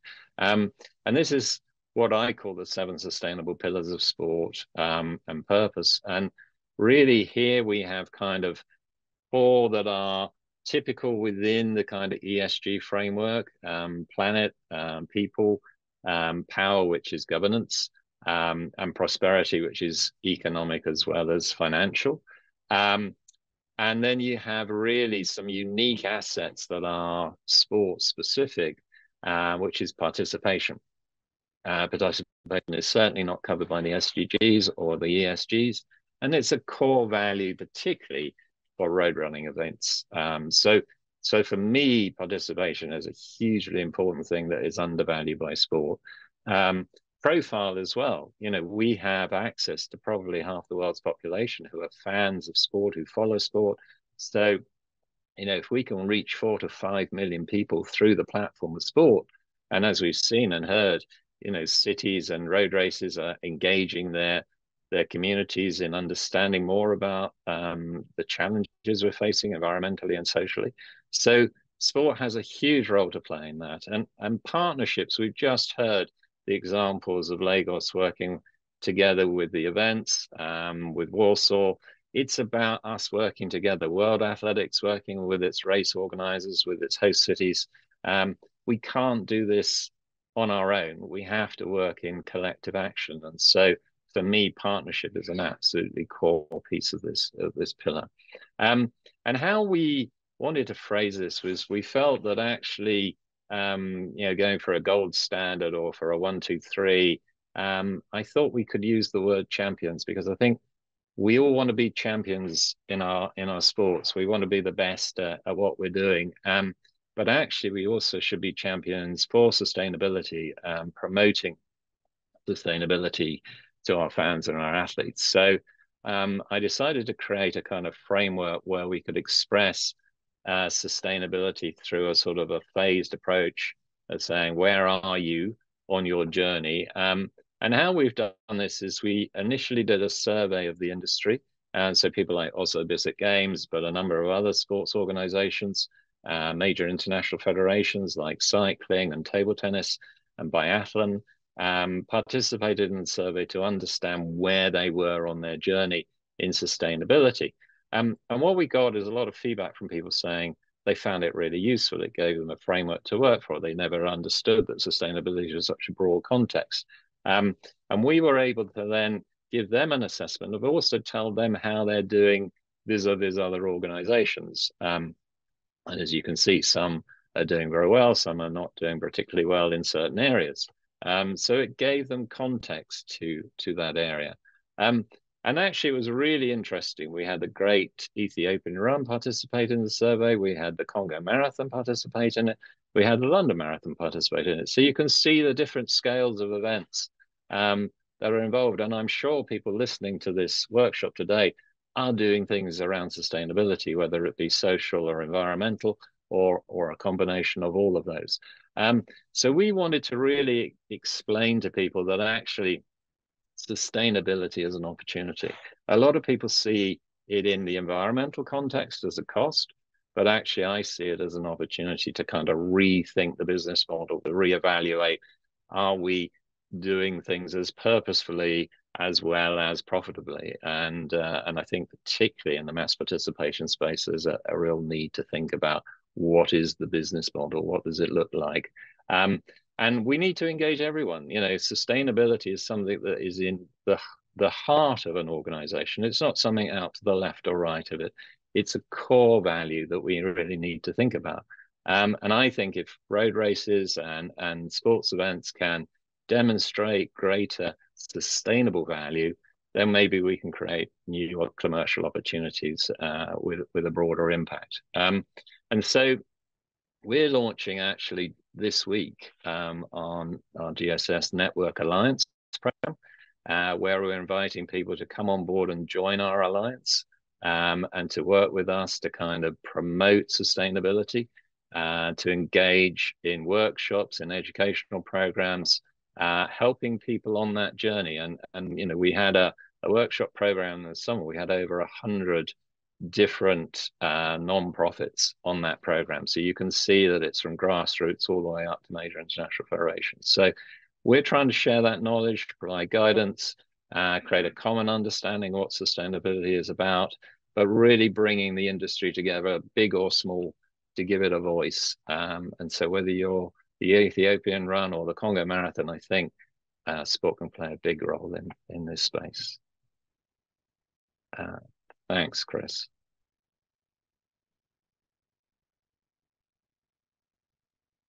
Thanks so much, Mike.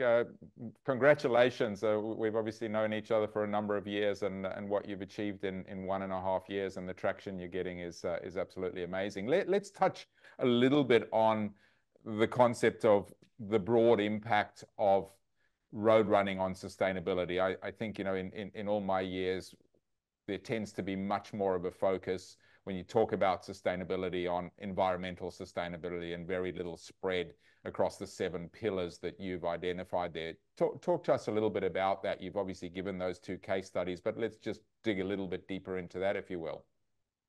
Yeah, and I mean, I think, you know, we've talked a lot about the sort of the value proposition that sport brings. And to me, you know, one of the things I noticed when I started looking at sustainability was there was a real push by sports organizations to think about their environmental impact. And I think environmental impact is something we all need to focus on. I mean, climate change is affecting everybody. But I was thinking that it's kind of interesting that as a sports organization, you're publishing your environmental impact report. But, you know, I was with, for instance, the Lawn Tennis Association the other day and said, where is your social impact report? And they kind of looked slightly blankly at me and said, well, that's what we do all the time. And I said, well, that's what I mean. You know, where is the combination of your social and environmental piece? Because I see social as a positive. We're largely contributing to society by doing community projects, by getting people active, and particularly in the road race community, in the mass participation space, you're getting people active. And obviously, you know, I'm really shocked actually to see that one of the races, the Richmond Park duathlon, has just been cancelled in my park, and I you know, when it's something that I've been doing for years. And suddenly discover it's not happening anymore. And apparently it's because of the environmental impact it was having on the park. So it's quite interesting to see that they're not valuing the social value there. They're looking purely at the environmental side. So for me, sport is such a broad ecosystem, and I don't think that we're explaining it very well. I think there's a lot of people who've kind of focused on this, on the environmental side of things, and they need to balance it with really the value of a road race. You know, for me, a road race is as much about the social value as anything else. Oh, sorry about that. The light's just gone out in my booth. So you haven't paid the bill, Mike. I haven't paid the bill. So I don't know quite what to do about that. But anyway, I think you can still sort of vaguely see me. But it's, yeah, it's interesting, really, because I think that if we can think about the broader values that sport brings to society, and we can really capture those and express those. And I think that's an area, you know, I was in Monaco recently talking for a World Athletics event where a number of academics actually said to me, I think you're absolutely right. We're not thinking enough about the social value that sport brings. So I think that there needs to be a lot of academic research into this space. I think that we really need to think a lot about how can we create added value, and that is something that you know, I'm planning to do a lot with the work we're doing. I hope we can work with World Athletics and other organizations, but I really want to hear case studies from where people are doing things. So I love the fact that Warsaw and Lagos are doing things like this, and I'm sure there's lots of other races. And it was fascinating doing the assessment of the Great Ethiopian Run and the Congo Marathon because their social values were huge. their environmental areas were definitely weaker. So, you know, it's play to our strength and not necessarily our weaknesses. Yeah, absolutely. Wonderful insights, Mike. Chris Randall says it's much more sustainable to have the lights off. Yeah, absolutely, Chris. I think it's look, my session's come back on. There we go. There they go. Yeah. Norrie Williamson, hello Norrie, great to see you as always. This seems much easier to promote and practical to explain to organizers and the team putting them together. Thanks. Mike, let's just, we haven't got long, but I'd love to hear you launched your GSS network. Tell us a little bit more about that and tell us, you know, 1.5 years in, made a massive impact already. Where's the journey taking you? What's the vision beyond the recently launched GSS network and where does GSS go next? Yeah, thanks, Chris. And I mean, I think the idea behind the network is that what we've recognized through doing the workshops is that sustainability is a global challenge, a global problem. And actually, there's really nobody out there in this space who's really trying to look at it as a global action. So, you know, there's some great organizations in America and the UK and Australia doing things in this area. So I'm really sorry, but I think my time in this booth has come to an end. So I'm going to have to come out. But what I can just say is that you know, we're really at a point where I think that sort of there needs to be greater traction and greater action in this space. I'm really sorry, Chris. I'm going to have to move because we've run out of time in my space. But listen, I'd love to follow up on this and talk some more. But I think, you know, this is maybe something we can pick up in Vietnam when we get a chance. Yeah. Wonderful, Mike. Great to see you. In fact, your time was pretty much up anyway, so perfect timing. Pay the bill next time and we'll see you in Vietnam. Thanks so much, Mike. Great for those insights. And of course, we will also share his presentation along with all the others that we've had today. As we move into the final lap, and that is welcoming a man who needs no introduction, Alessio Punzi, the head of running and mass participation at World Athletics, to share the 2025 label regulations and updates. Hello, Alessio. Ciao. Hello, Great Chris. to see you as always. Likewise. Hi, Chris. Hi, everyone. I still see almost 180 people online, which is pretty cool if you consider that we are 2 hours into it. I'm not showing videos today, and that's the first good bit of news, but I'm going to share my screen. So allow me just to do that, and I'll be on in a second. This is something we've been doing pretty much every year. So it's one of the inevitable things like death and taxes, you suppose. But this time we are a bit, we were able to do it a bit sooner than in the past couple of years. And the reason was precisely to try and give to race organizers more of a head up, a longer lead time into preparing for compliance with the 2025 regulations. Chris, I assume everything is fine. Stop me if my presentation has any issues. I've used this slide before, but since there are a number of new people, I'm going to do it again. Clearly. Okay, perfect. Now, World Athletics has a number of circuits because this is what ultimately the label race program is. If you think Diamond League or Continental Tour and Track and Field, these are circuits which with their own sets of regulations. But when it comes to this particular set of regulations, it's a bit special because it isn't just a technical document, but it's an instrument through which World Athletics really defines its role in the space, in the non-championships road running space. And this really matters a lot as it is arguably the biggest, richest part of the sport, as well as the one with the deepest implications on society as a whole. So it's quite important what the organization decides to do in this space. And the label race program defines the rationale of our willingness to be in this space, because as I often said, we don't have to do it. We choose to do it because there are some issues that we have to solve or some goals that we want to achieve. So the other thing that the program does is defining these goals. It devises a funding mechanism so that we can finance what we want to achieve, and also charts out the interrelations between the regulated players of this ecosystem, which obviously doesn't include, for example, shoe companies, which aren't a signatory to any World Athletics regulations. This is not regulating just because we want to do it, but the goal is to create value, as we will see, and to prevent and reduce issues, especially when it comes to integrity. The program exists for 3 macro goals. The first one is to create value for race organizers wherever possible. We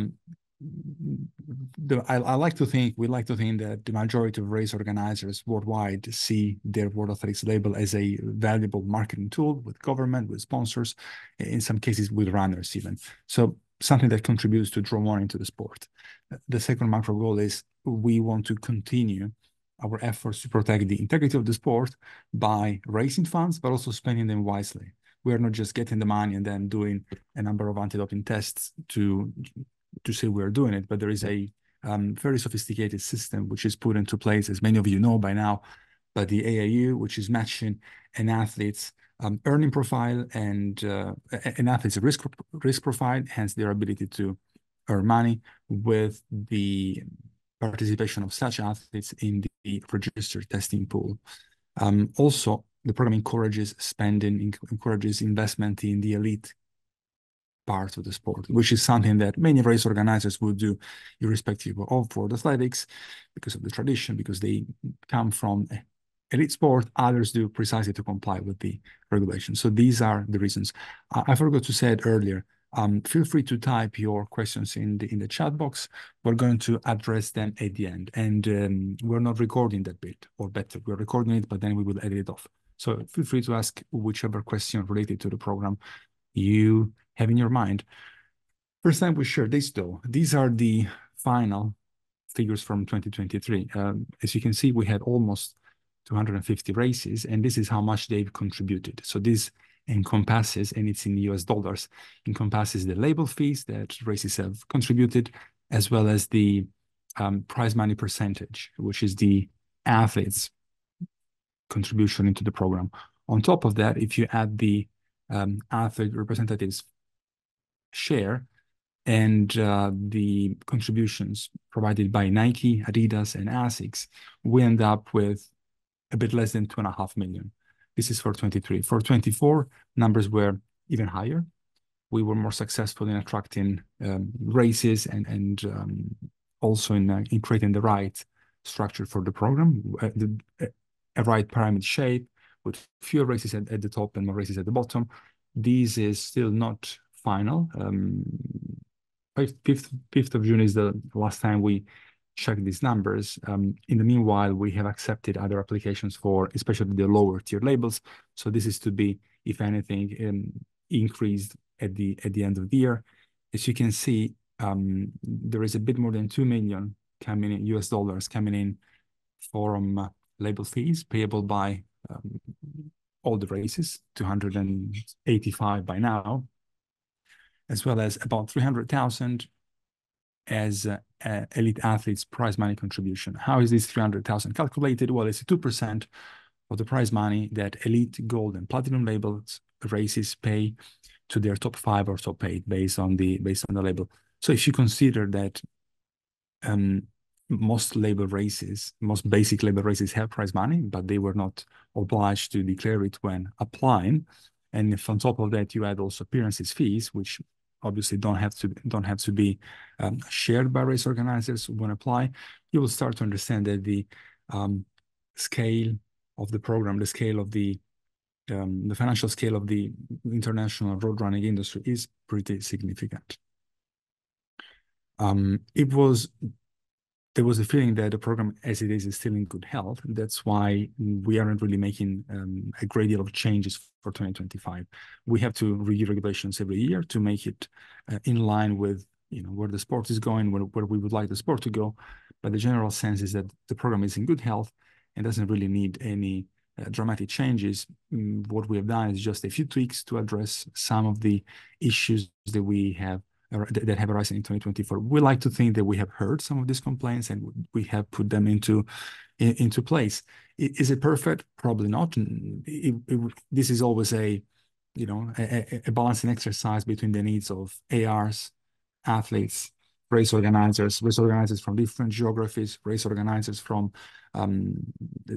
different sides of the big spectrum of the sport. So it is the best we believe we can do to have one program that really encompasses all level of races.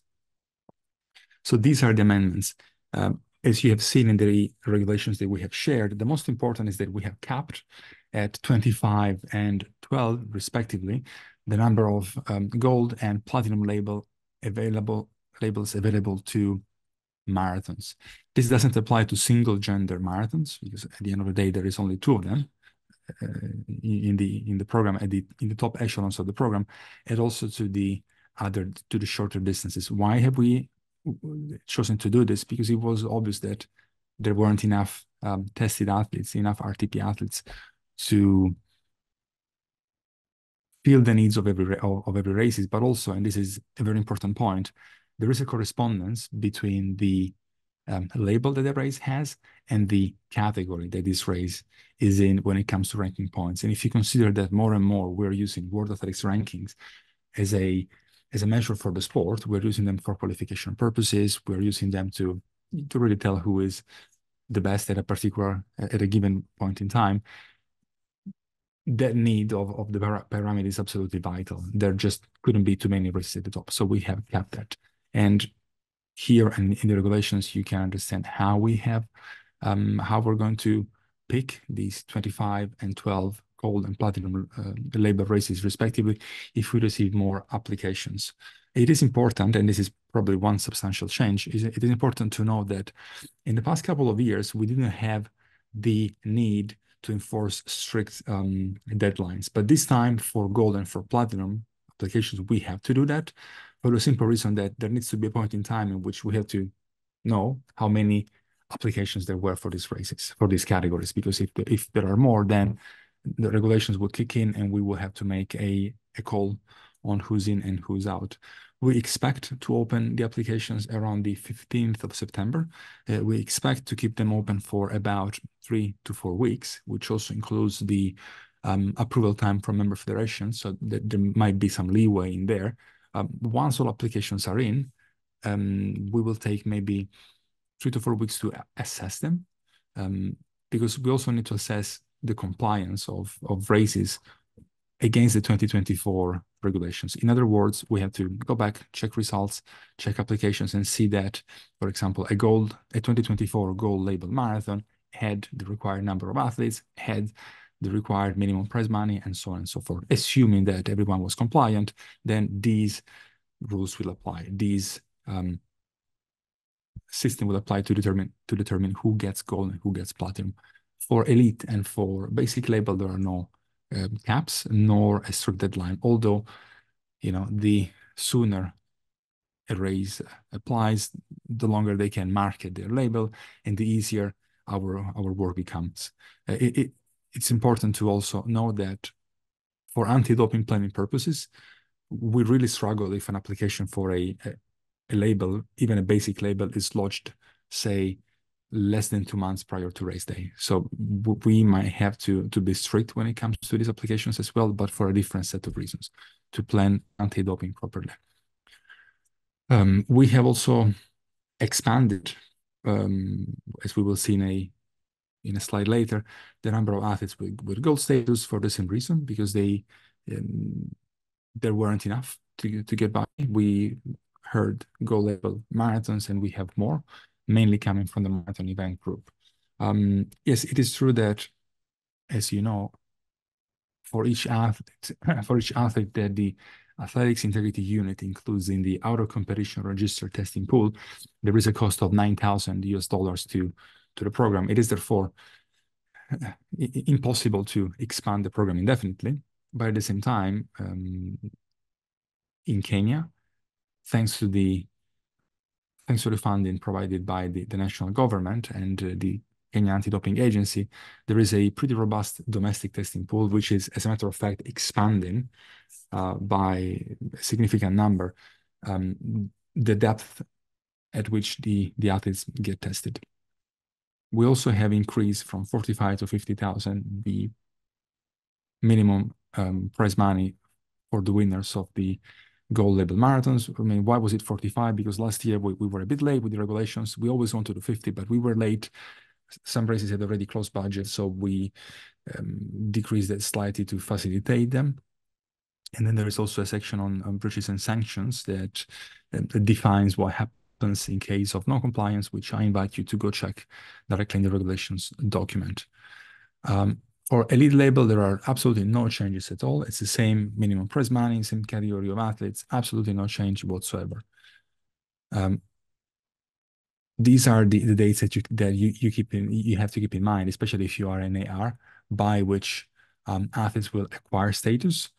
Since we were able this year to publish regulations much earlier, we were also able to have these earlier cuts. The first one will be first ranking release after the Berlin Marathon, the second one after the Valencia Marathon, and the third after the Tokyo Marathon. This is for platinum. This is for gold. We increased the number of gold status athletes from 120 per gender to 130 per gender. Obviously, the same cutoff dates when it comes to acquiring status. Label fees are unchanged, same as 2024. The athlete's contribution to the program is also unchanged. It's 2% of the gross prize money. Obviously, basic label races aren't subject to this. And here's an example on how this prize money contribution is to be calculated. So let's just assume that the race has an advertised prize money for the winners of $20,000. The AIU contribution is $400, irrespective of whether the athlete wins bonuses or has time penalties, or whether or not there are local taxes, which in most countries you have. Obviously, the 2% doesn't apply to bonuses nor to appearance fees. And for the AR contribution, it's the same as last year. It will be 1% of the gross prize money, calculated on the top 5 or top 8 overall based on label and distance. And this will be billed at the end of the year. So this is not something that the race organizer need to withhold, unlike instead the 2% athlete's contribution. When it comes to anti-doping tests, the number of in-competition drug tests that must be carried out is the same: 12 for platinum, 10 for gold, 8 for elite, 6 for basic label. It's important to note that in platinum label races, there have to be pre-competition tests on the elite field, and the elite field is defined as you can read here to the right. So athletes with gold or platinum status, athletes on the RTP, and then up to 8 athletes at the AIU's discretion. The AIU, as those of you who have worked in this field before will know, interacts with each race organizer, with each elite athletes coordinator directly, so you don't need to worry about it now. And also the sustainability part is the same. So races have to score a minimum number of points. World Athletics is now increasingly looking at how this is reported on. We have a department precisely specifically on that with Bob Ramsack and with Francisca, as you've seen earlier. One final note on the, not directly related to the labor road race regulations, but to our involvement with road running. We're starting a pilot project to try and live stream, free of charge, obviously, road races on Inside Track. This is something we have been wanting to do for years. We are finally technically able to do that. We are testing this with 6 to 9 races in the final 4 months of 2024. If, as I hope, this seems to be technically feasible. And also, if the response is good, we really are looking at expanding this for next year. Obviously, if a race has sold broadcasting rights, all over the world, and this is technically and legally not feasible, absolutely no problem. But if a race has the ability to share with the World Athletics broadcast department non-geo-block streams with a certain level of English commentary, we shall be happy to promote this even further on the World Athletics website, as you see to the left, as well as in the marketing emails that we send to our extensive database. So this week, there are these 3 events: the Mondo Duplantis versus Warhol foot race, the Birel 10K in Prague, and a continental tour meet in Croatia. So I think it's another way to, you know, to signal to the wider world that this is every bit part of athletics. Now I'm going to stop sharing my screen and then hand it over to Chris, who will moderate the Q&A. Thank you. Thank you, Alessio. Nothing more for you to add, Alessio, before we No, wrap we're up? good. Thank you for the hosting, Chris. And we're going to have at least one other webinar before the end of the year. Hopefully, it will not coincide with Mass Participation World Conference at the beginning of December, or with the European Running Business Conference, which is another great event taking place in Athens at the beginning of November. We are going to send some information on that shortly as well. Yeah, looking forward to seeing everyone at both of those. I'll be in Athens, very much looking forward to that. Very good. Thanks, Alessio. Thank you. Bye-bye. You too, that have gone the distance with us. As I mentioned at the top of the show, we had over 400 people registered from, I think, over 80 countries. We had at the peak of the show over 200, which is amazing. These days, mostly people get about 30% of registrants showing up. So just a quick reminder, we have been recording, and apart from that little question part, which we said at the end, we'll edit that out. We'll make the recording available. We will make the decks available. A reminder of Mass Participation World 24 registration opening on the 16th of September. Sign up your interest to be in the draw for 5 free delegate passes. Come and join us in Ho Chi Minh City, amazing city, and we're really excited about the content. Thanks so much again to all of our speakers, and some of them dialing in from pretty difficult conditions in terms of connectivity, but a great show, and thanks very much. Rest well, good day for those of you that are waking up in America or have woken up, and thanks again for joining us and staying the distance. I'm Robb, CEO and founder of MPW. Delighted to have been your host for the last nearly 2.5 hours. Thanks so much. Goodbye.